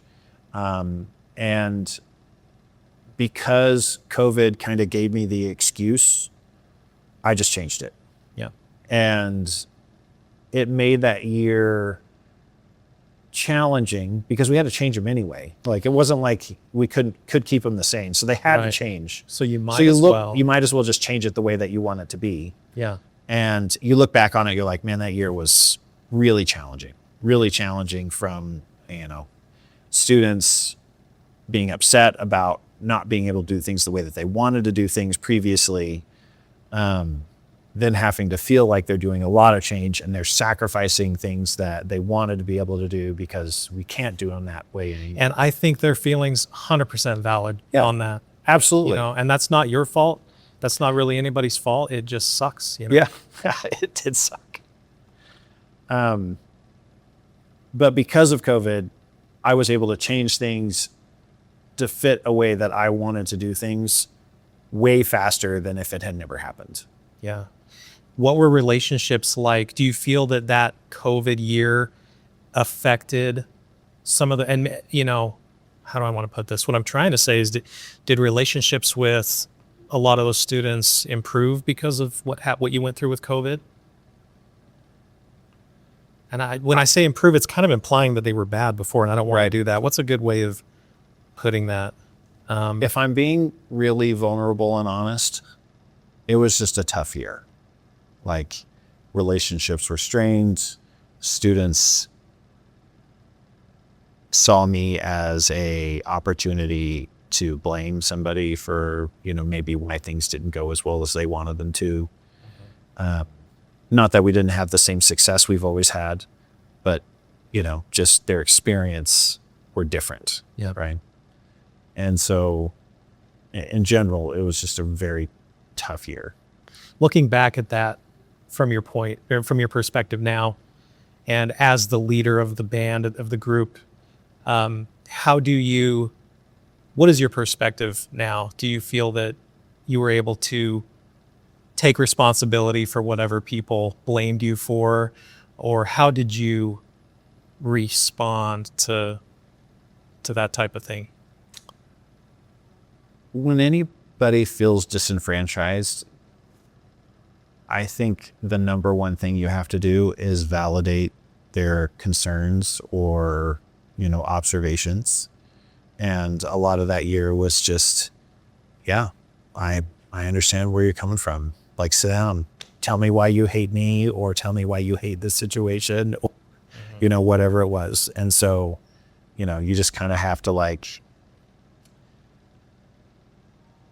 I don't know, eat crow, I guess. Do you know what I mean? Like, you just say, yep, I'm very sorry. It's, it's not intentional.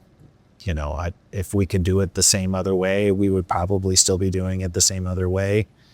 And, like I said, validating their concerns and then trying to just help them to see it as it is and move past it. So that year was very much like a battering ram year. Every day I would come home and it would just be like, oh, man, it was just she's like, how was your day? I was like, it was another day. It just felt like you had just taken shots across the chin all day. So I think this is a great opportunity to talk about some of the people that supported you through this on your staff and here at the school. Do you want to talk a little bit about some of those people? Yeah, sure.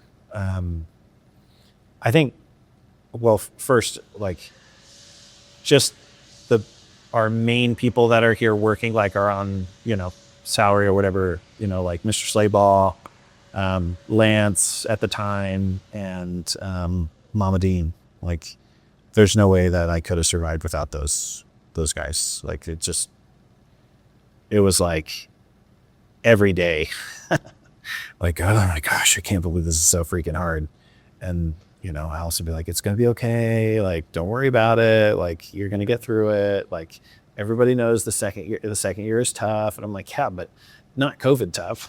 I was kind of hoping it wouldn't be quite this bad. Yeah. And so they were a super huge help. And then, we have some very stalwart staff members. So Bix, Peter, Michelle, Peter Alger, like those guys have been with us for such a long time, and they have always supported me.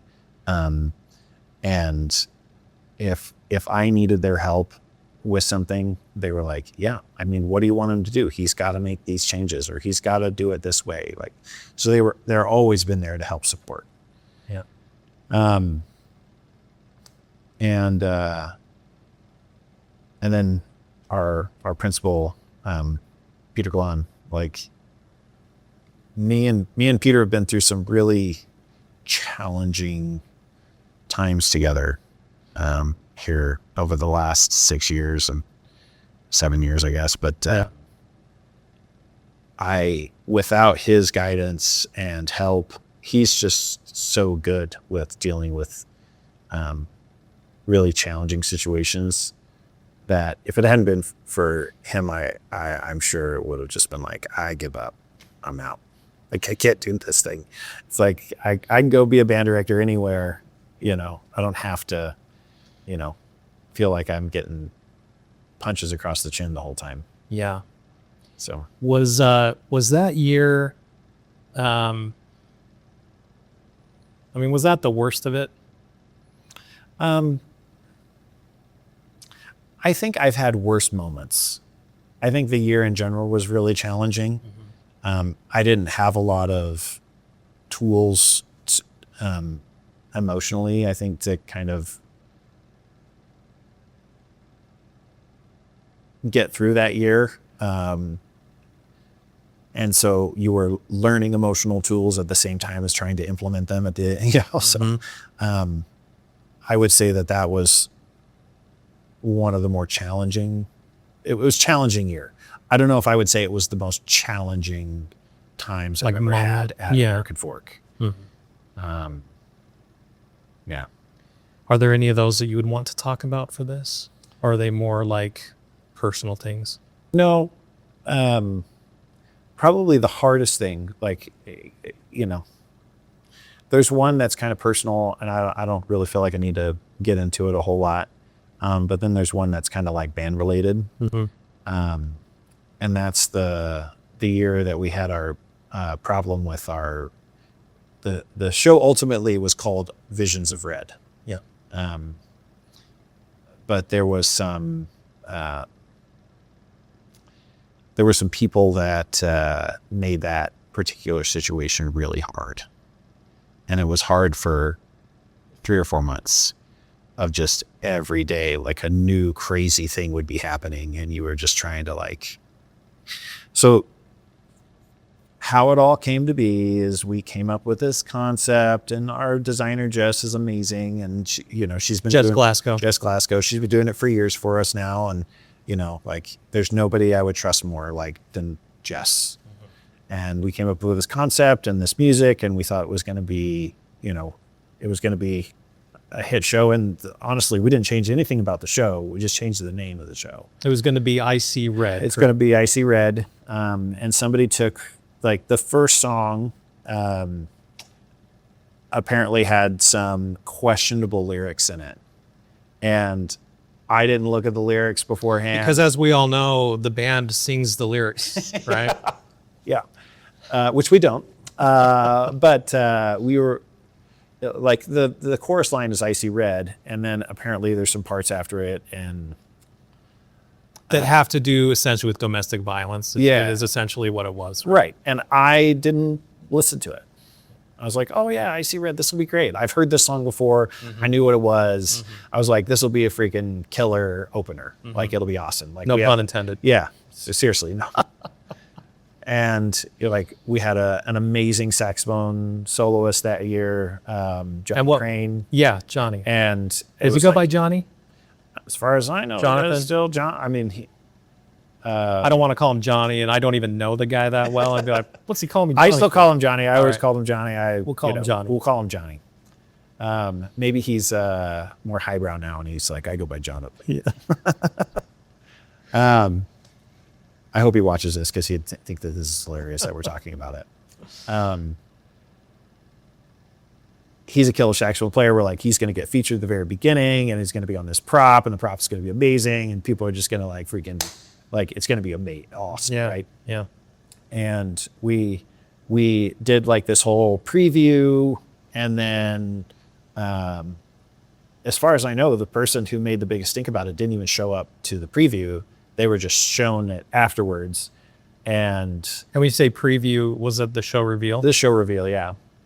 And they had never had a student in marching band before or anything like that.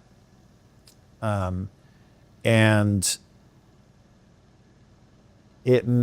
they went to social media and wrote a very long post about how the American Folk Band program is promoting gun violence and domestic violence, and how they had a scary situation a few years earlier, and how this was just promoting all of the negative things about our country, and put it on like the most public forum in American folk that you can find.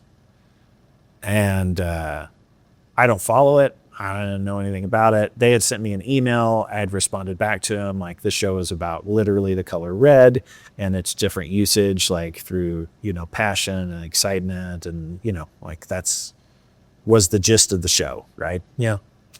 And then they took my response, which I thought was a really good response. And I think most people would have looked at it and been like, okay, yeah, no, I totally get it. Like, maybe if you get an opportunity, you should tell people like, this isn't about this is about this other thing, which we had already done, but anyway. And then they took my response and posted it on their comment on the social media page. And then, it was just like, it blew up, right? We ended up having like a big parent meeting about it. And, this is like May at this point, like we're into May. And, I don't know what to tell you, like countries can be very divided on a lot of different topics. And this was one at the time where it was just like gun violence and social media was like Republican versus Democrats, or, these people versus those people. And it was just like a very, very controversial topic. Yeah. And people got very heated. And I'm sitting there with all in the percussion room, and all these parents are around, and Peter Glahn is there, and we're trying to, and like we had people who didn't have any kids in the program who had heard about this meeting and had shown up to try and cause problems. Like that's how big this thing had gotten, where it was like people trying to cause issues with this. And ultimately I just tried to tell people, I'm like, guys, like here's the problem. The problem is I can't write a new show in the amount of time, nor do I have the money to write a new show before we start needing to learn this thing. Like we don't have In the like a time. month. Yeah, in a month. Like we were literally going to be learning drill in a month. Like we don't have the time to go through this. Like you are going to take the seniors of this year and completely destroy their season. Like this is not an option. Like this can't be an option. And some people understood that and some people didn't care. Like, the person who posted this thing about it, like just didn't care. Well, they also didn't have a kid that had ever been a marching band before. They didn't know what it was like for somebody to spend 4 years doing marching band. Now all of a sudden it's like, well, your St. George is going to be gone. Your BOA St. George isn't going to happen anymore. Your season is going to go down the drain. That was also the year that you went to Flagstaff, Arizona, right? That's the year we went to Flagstaff. It's like, so all these things like that you were looking forward to about this senior year, like that's going to be gone now because one parent started a problem and then it just morphed into a huge problem with a lot of different people. And there were plenty of parents that were like, this is ridiculous. Like, we know that this is not the point of this. It's not promoting gun violence, not promoting people to be upset or anything. It's just a show about this, right? How close did it get to actually canceling the marching band season? I was at a recording session with the jazz band, and I got a phone call from Peter. And at this point, like I had Peter Glahn. I had news agencies across the country reach out to me wanting to interview me about why we're promoting domestic violence and gun violence and all this stuff. So like, that's like, I'm dealing with that on a daily basis. Every time I open my email, I've got 20 parent emails about how I'm a terrible band director. I've always been terrible. I'm the worst person to ever walk the halls of the American Fork. And I mean, it was just like boom, boom, boom for over a month at that point. Like, you know, Wow.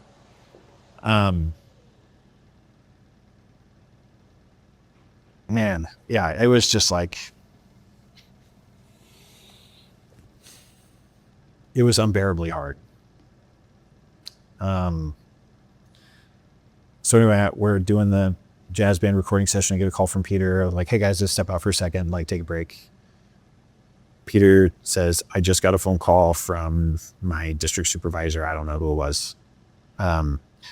They said that they're getting heat from a lot of national organizations and he has to shut that show down. He can't do that show. And I sat there on this bench outside this recording studio and I was just like, that can't happen. Like this literally can't, you can't be telling me this because like you are going to take 60 seniors and destroy their season because one person had a problem and made a bunch of people have a problem after that. And he's like, yeah, you're right. I'm going to make a phone call. And he called the superintendent. And the superintendent says, this is not a problem. They just need to go to the school community council, which is a council of parents and some teachers.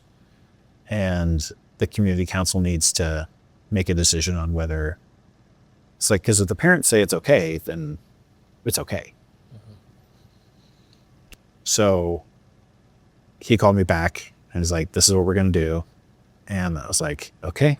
And then I started praying and hoping that the council would be okay with it. And Peter just played the music for me. He's like, I need the music. So I played on the MIDI. I gave him the MIDI file. He played the MIDI file for it. He's like, if you listen to this music, is this a problem? And when you listen to the MIDI file, it doesn't have any vocals. It doesn't have, you know, like it has nothing, right? There's no gun sound. There's no effects? gun sound or anything like that. There's no nothing, right? And the council was like, what's the problem with this? And like unanimously accepted it, right? And then that was the end of it, right? Except it wasn't the end of it because I still got emails from parents telling me I should change the show, emails from parents telling me that I was a terrible individual. I mean, like this went from sometime middle of April and I got emails all the way through until we did our first performance in September. Like months Jeez. of just people telling me I was terrible. And then when they finally went to a competition and we did amazing and the kids like, you know, 6-pointed the next closest group, like they were like, no, maybe he's not so bad at this. But it was that long of just listening to people tell me how terrible I was. So it gave me a lot of like ability to have some tough skin. You know, like if the American Fork job has taught me how to do anything, it's how to have some tough skin, how to like take very challenging situations and very challenging, you know, things that most people I think would probably just be like, it's not worth it. Yeah. And just be like, I'm out. Yeah. And have some grit and determination and just get through it. Do you feel that you've had an equal dose of support to the amount of criticism? Yeah, I'm glad that you brought that up because it's fair. Like I had the negativity always rings louder than the Sure. positivity, Yeah. right? Like I had plenty of parents that sent me emails that were like, hey, we support you 100%. Don't listen to these other people. Like, you're doing the right thing. You're making sure that the kids have a season. They're going to have a great experience. We know it's, all the positive stuff you can think of. Yeah. Right.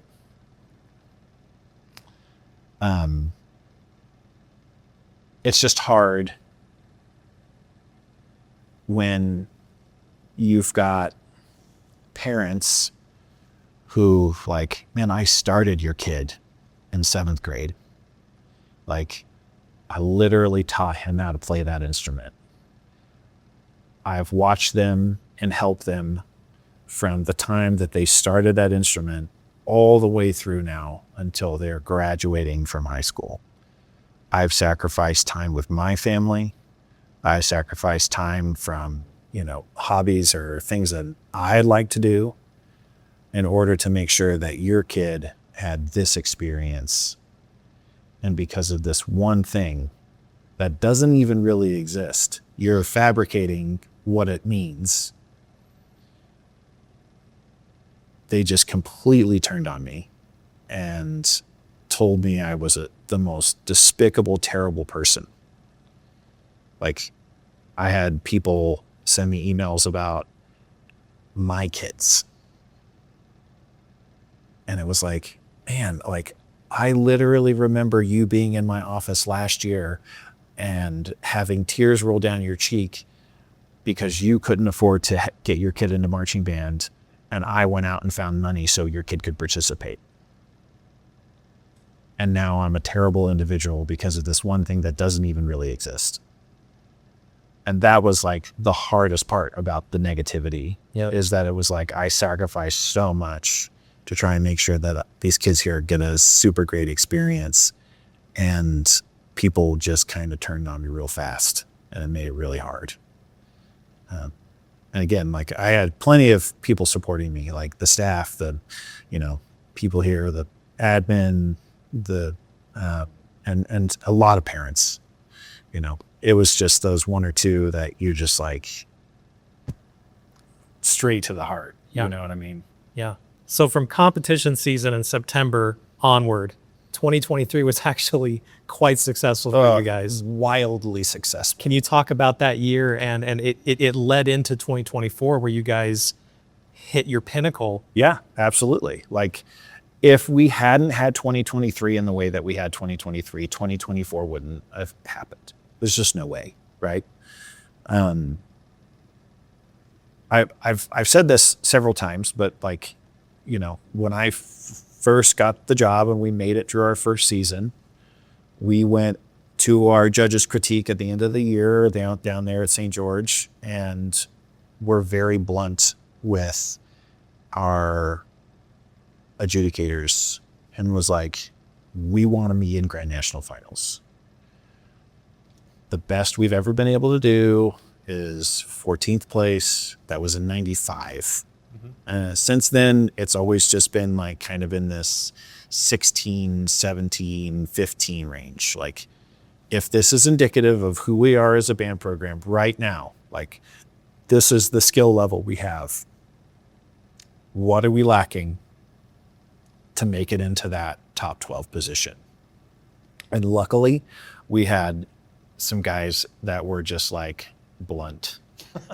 Which is what you needed. Which is exactly what we needed. I've even found those guys that had done it and sent them emails and said, thank you so much. Like, you don't remember this. And like, I've talked to some of them in person, and like, literally they don't remember that. But they were just really blunt. Because they're not Utah judges. Right? They're not Utah judges. They don't even teach here. They, one of them was teaching in Texas. The other one's in Indianapolis somewhere. So they don't care enough about you to make you feel good about yourself. No, they're not trying to sugarcoat anything. They're the for perfect us. person. Yeah, perfect. And they were really blunt with us, and like, they're like, it was White Queen year, and they just like, your show is not interesting. It's not interesting in any way. Like, you brought this cool prop out on the field and you kind of moved it around, but I gotta be honest, I didn't know what it did. I didn't pay attention to it in any way. Like, it's like, you guys did stuff, but like, I was kind of glad that the show was over because it wasn't interesting. And you're just like, oh man, that's White Queen was 2019. Was that your first? 2019, yeah, that was my first season. Okay. And we walked out after talking to those guys for an hour, and had a little powwow. It was like me, Jess, Dana, Lance, Peter, and we were like, we didn't really know how to make it more interesting, but we did know that we had some ideas, and we made a plan to meet on Monday. Like, we were going to get back the next day, and we were going to meet the next day, and we were going to watch every American Fork show from the last 5 years, and then we were going to watch last year's Grand Nationals bands and the year before that, and we were there for 3 or 4 hours on a Monday after the season had ended, just watching shows. And we all kind of came to the same conclusion, like, we march and play really well, just like every other band does, from basically 20th place all the way down to first place. But what makes the difference is that design, like how the show is designed to help the progression from the beginning of the show to the end of the show. What are you doing that's interesting and innovative? Are you doing anything that's interesting or innovative? And so that started the process of like us creating a show that gave us the elements that we were missing, because the students were fulfilling with what they needed to do. They marched and played fantastic. Yeah. But as a staff, we weren't creating something. We weren't creating a vehicle for them that would get them across the finish line to where they wanted to be. Yeah. And so 2023 was like that first, like Jess was designing in 2022 when we went to Grand Nationals. Super great show, but we realized like there were some things about it that just didn't work as well as we wanted, even though we had put a lot of effort and time into it. And, you know, like it was a very tough year because we were trying to do a ton of new stuff, and ultimately it like didn't pay off. Right. And we learned a lot of lessons from 2022. And then 2023 was like our first year to like implement all the lessons that we learned. And we were like, we worked on pacing, and we're like, oh, this is exactly how the pacing we want for the show. We're going to make it innovative and cool. And we wanted to do big props. So we did these, you know, huge, big red props. And what were they made out of? metal. Like they were heavy. Yeah. They were heavy. We had to like practice lifting them up so the kids could build up muscles to like actually do it. And so 2023 was like supposed to be this year where like we were prepping to go to Grand Nationals in 24. So on top of like destroying all of the opportunities for the students to have success, we're also destroying opportunities for us as a staff to learn and grow, so that way we could have a better product in 24. Yeah. But ultimately it was an amazingly successful season. And, you know, And going down to Flagstaff, you guys got the highest score that you've ever had. Is that correct? yeah, up Or until last year. then. Yeah. Yeah.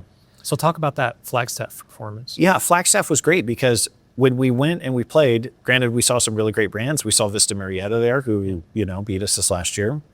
So we saw some amazing bands. But when we talked to the adjudicators afterwards is where we finally got like the validation of like, you guys are not only moving in the right direction, you're moving in a direction that almost nobody else is moving in. And you're achieving it at such a high level that you're standing out above everybody else. And it was like, oh, that's like, that felt good. That's because better that than had been validation. since 2019 working on designing stuff to get us there. And so finally in 2023, we felt like we had done it, and then they validated it. And then they validated it again in St. George. They're like, you know, if you were going to Grand Nationals next week, like, I think you would have a very legit chance at making it into finals. Wow. And so 2024 was basically like a rinse and repeat with a different concept. Like we kept the same pacing. We wanted to keep the same feel of the show. And we knew we wanted to try and do something different with some violins and cellos and stuff like that. And all that stuff. So we finally were able to like get good enough at what we were doing that we could incorporate nearly anything that we wanted to incorporate. Yeah. And utilize it in a way that, you know, the judges were like, oh, that's cool. That's a great moment. You know, well done here. You probably picked one of the most technically difficult instrument features. I mean, it was a string quintet, or was it a quartet? Yeah, a quintet. A Yeah, quintet where they're all mic'd, and super far away from one another. yeah. And then it's string instruments playing with non-string instruments. Can you talk about some of the challenges you had from the beginning of that season and kind of how things got ironed out through Yeah. the year? Well, we learned a lot about delays that year. So like the way the distance from the player to the front sideline is there's a mathematical equation that you can do to help plug into your sound system to delay how that sound to come out of the speaker. So that way it lines up with what you're hearing from the other winds and percussion on the field. So we learned a lot about delays and how to do that because we had people at different distances from front to back across the field. Yeah. We learned a lot about, we had worked on in-ear monitors previously over the last few years. So now we were able to utilize in-ear monitors more effectively. And we had used a violin in our making of a captain show. So we knew how to mic a violin. We had to figure out how to apply that to the cello. So like I said, all of this had been building from previous years. Yeah. So when we finally got to 24, like we were very comfortable with incorporating things into the show because we had spent time beforehand planning that at some point we were going to use this again. And we were going to be more effective at doing it. Like the big red props in 23 made it much easier for us to plan 5 huge props in 24 because we knew, well, we wanted to use big props in 24. We got to figure out how to do it in 23. And it was all very intentional. All very intentional. Everything that we had done for the last 3 or 4 years, it was all intentional for 2024 to help us to be as successful as we wanted to be. Some things were very intentional and some things were obviously just like, oh, well, we've done this other things before. So yeah, sure. Let's try this new thing that we've never done before. But we don't have to worry about all this other stuff. So we can afford to invest some time in this other thing. Yeah. So like, it made 2024 really shine because we were able to plan it and implement it based off of everything we'd done before. Yeah. For sure. Yeah. 2024 was awesome. Like you get through the whole thing and, being on the field when they're announcing 8th place and just how great it was and, seeing the kids' faces and, the whole experience in itself was just kind of surreal. It's like, is this really happening? Like, this is freaking crazy. Like you almost can't, it's almost so like out of body experience. It's like hard to enjoy. Yeah. You know what I mean? You're just like, oh, this is weird. Yeah.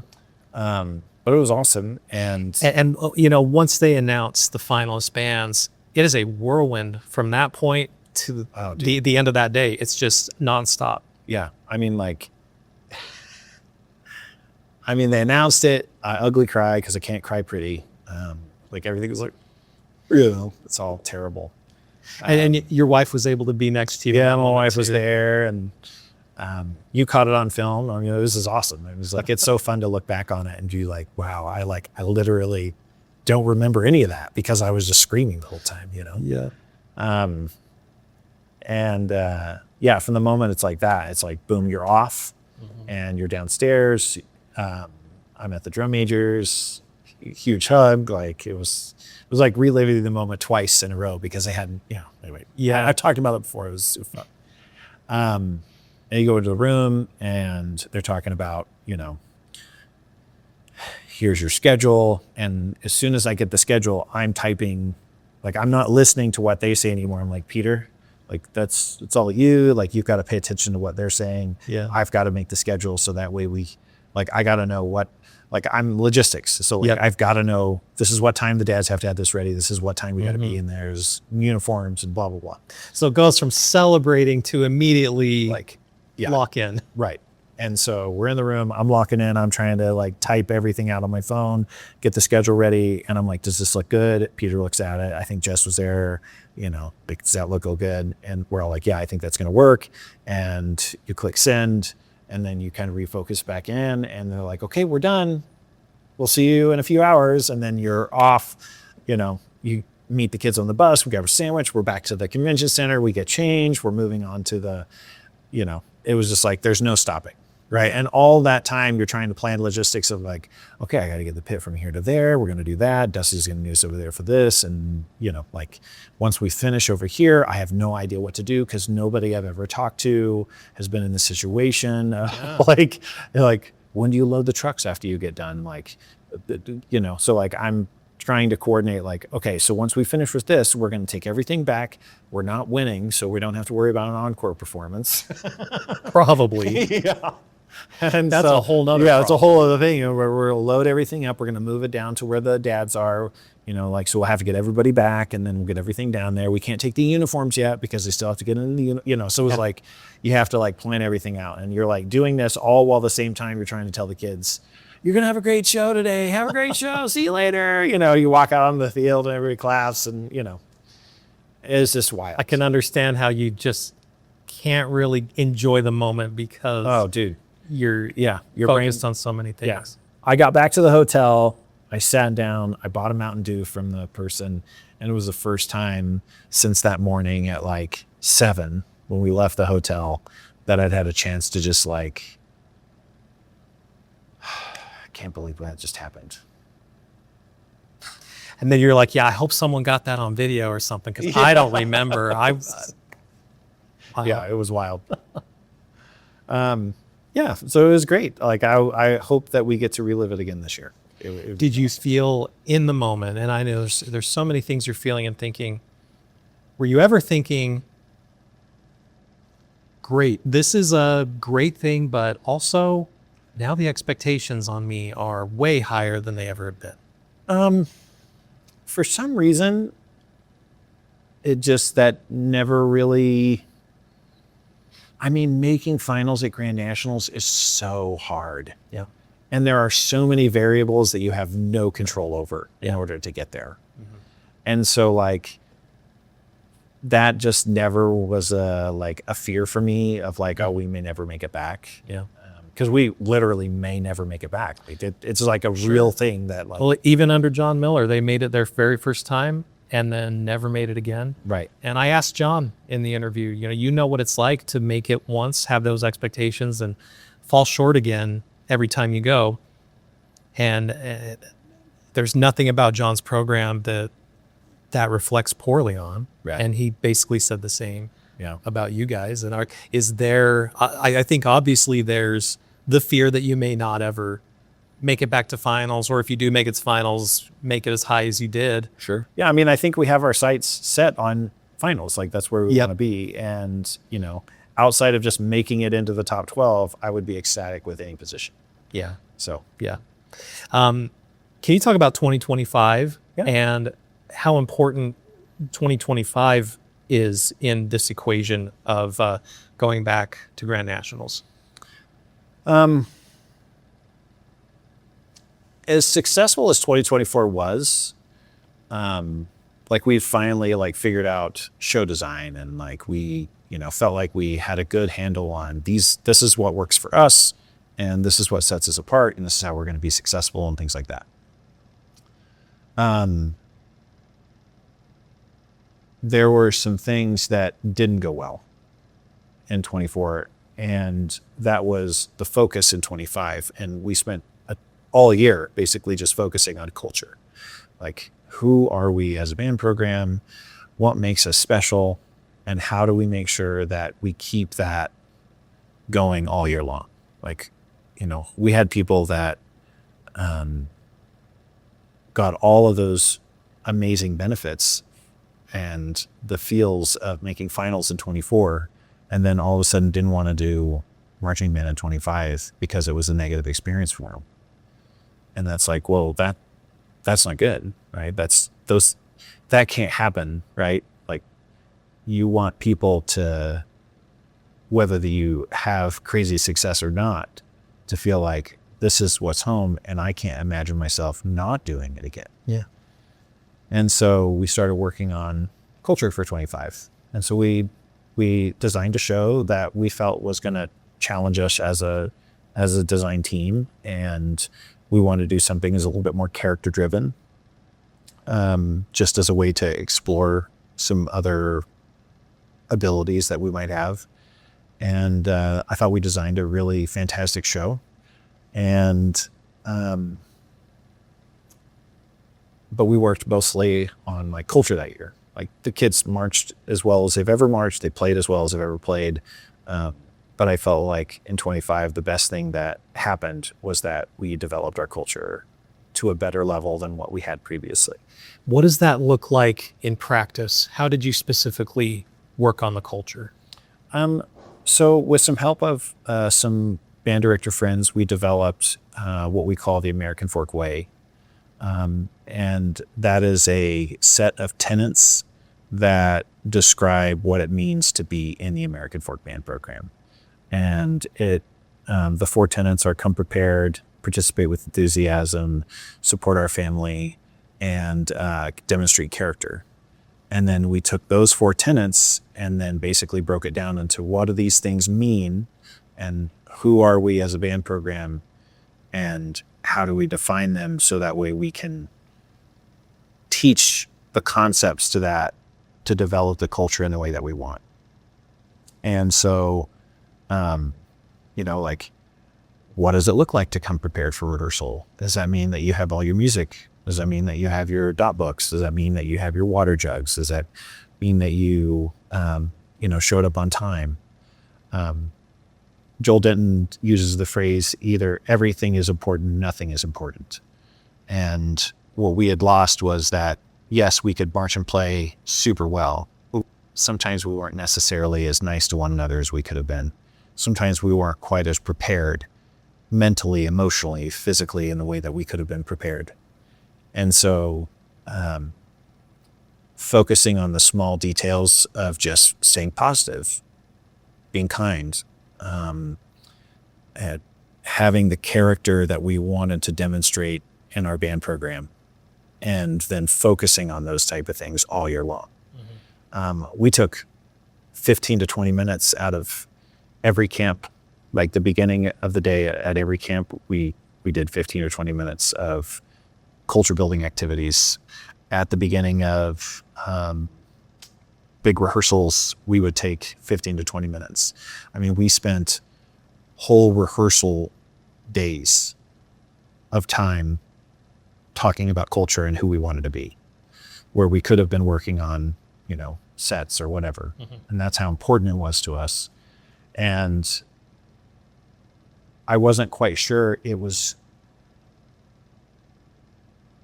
becoming as successful as we wanted it to be until the end of the season.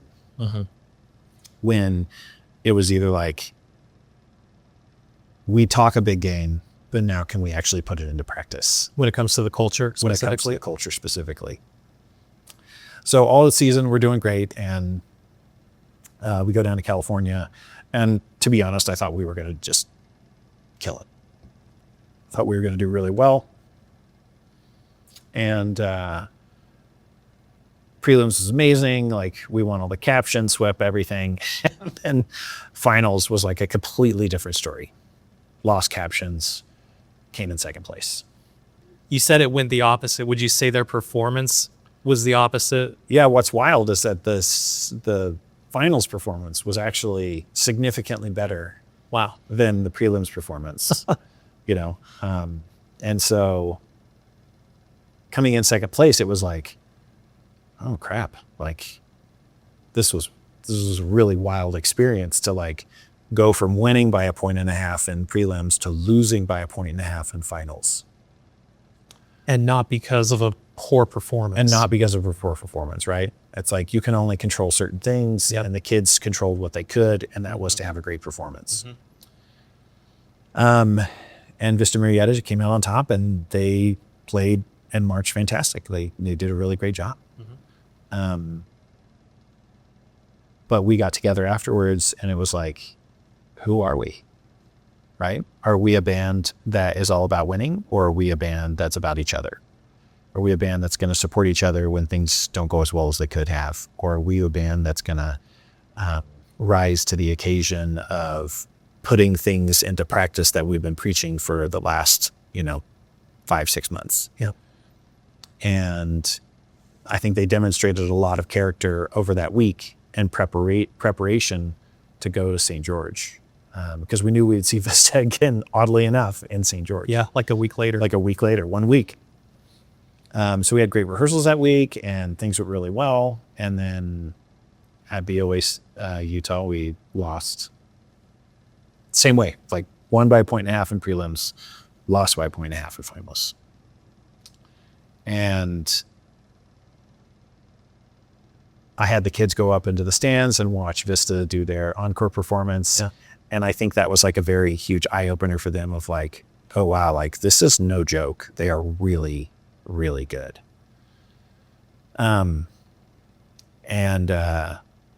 We talked the next day, and you could see where people were like, it's okay. Like, it's okay. Like, it's not a big deal. Like, we gave our best performance, which they did. It was the best performance to date.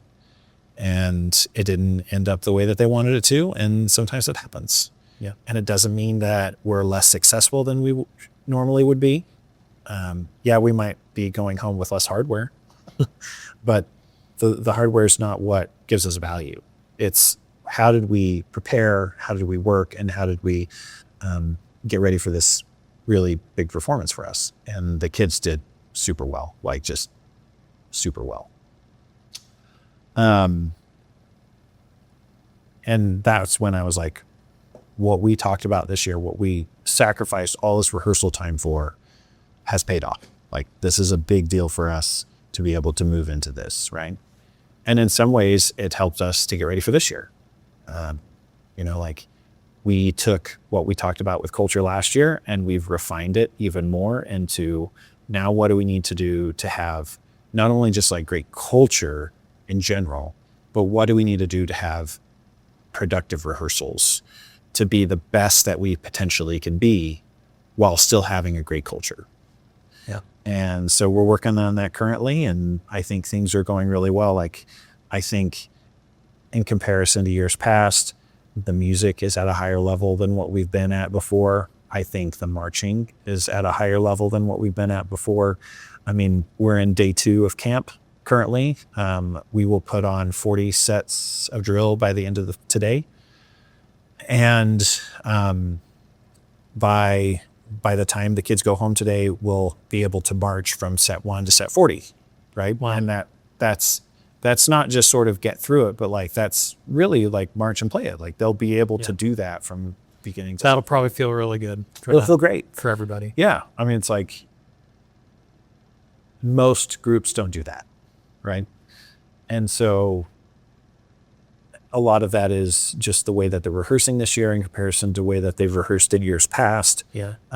Their level of preparation is higher this year than in comparison to years past. And so I'm anticipating that, we'll have another really successful year. And exactly what that's going to look like, I have no idea, because we can't control those other factors. But I think for the most part, it won't be because we weren't ready, right? It'll be because somebody else is just truly that much better than us. Yeah. Now, I was told that approximately 40% of the band this year are students that have never marched before. 40% are new to American folk. Okay. There are some students that have moved in from outside of the area that have marched in previous groups, but they're new to American Okay. folk. Thanks for Now, making that. Of that 40%, 90 plus are brand new marchers. Yeah. So yeah, we have a huge, crop of new people that are really kind of exceeding all expectations, right? We were like, oh my goodness, I can't believe we're doing this well, and we've got that many new Well, that's people. great. So And then you also have 4 drum majors that have never been drum majors before. that is correct. So you've got a lot of new blood And can you talk about why that's an advantage for you guys? Yeah, absolutely. So I think a lot of times drum majors rely on tradition of what's happened beforehand in order to make things continue in the way that they have been going. Right. I thought our drum majors last year were unbelievably spectacular. Like, I think if we had had 4 different drum majors last year, the culture shift wouldn't have had been as successful as it is. And so having all 4 of them graduate was kind of like, it was a little rough. Yeah. But to have these new 4 come in, it means that they have no pre-knowledge of how things have went before in the past. Right. And they have no preconceptions of like how things should be done. Instead, it's like we are reestablishing what it means to be a drum major at America Fork and how to take the culture philosophy and utilize that as a drum major. So they've been doing a really great job with it, and they've been doing they've been rising to the occasion of making sure that they're instilling in the group the culture that we want to have. And so I don't, if it had been a bunch of, people that have been here before, that might be a little bit more difficult to do. But because they're all brand new, it's, they're just like, yeah, sure, let's just do it that way. Yeah. Can you talk about each of the 4 drum majors for like 30 seconds each and tell me why you picked each one of them to be drum major? Sure. So the drum majors go through a very rigorous selection process. They have service projects and creative projects and, booklets to fill out before we even get to the point that they get selected. They have classes that they have to attend. And going through the process, it's, me along with several of the staff people that interview them and then decide these are the people that we're going to have in as the drum major positions. So even before they get selected, they've been working to demonstrate their ability to be a leader. And each one of these 4 is fantastic. So like I've always wanted a percussionist to be a drum major. And this year with Zach, bringing his percussion background. Sometimes percussionists feel like they're not quite as incorporated into things as, maybe the rest of the Windsor Guard or something. Mm-hmm. But having Zach as a drum major and a percussionist, I think helps bridge that gap a little bit more and create a tighter unit than what it could have been. And he's really taken on that role of unifying band people. He's just so nice, so personable, and wants everybody to sort of like be a part of the same group. Yeah. Then we have Allison.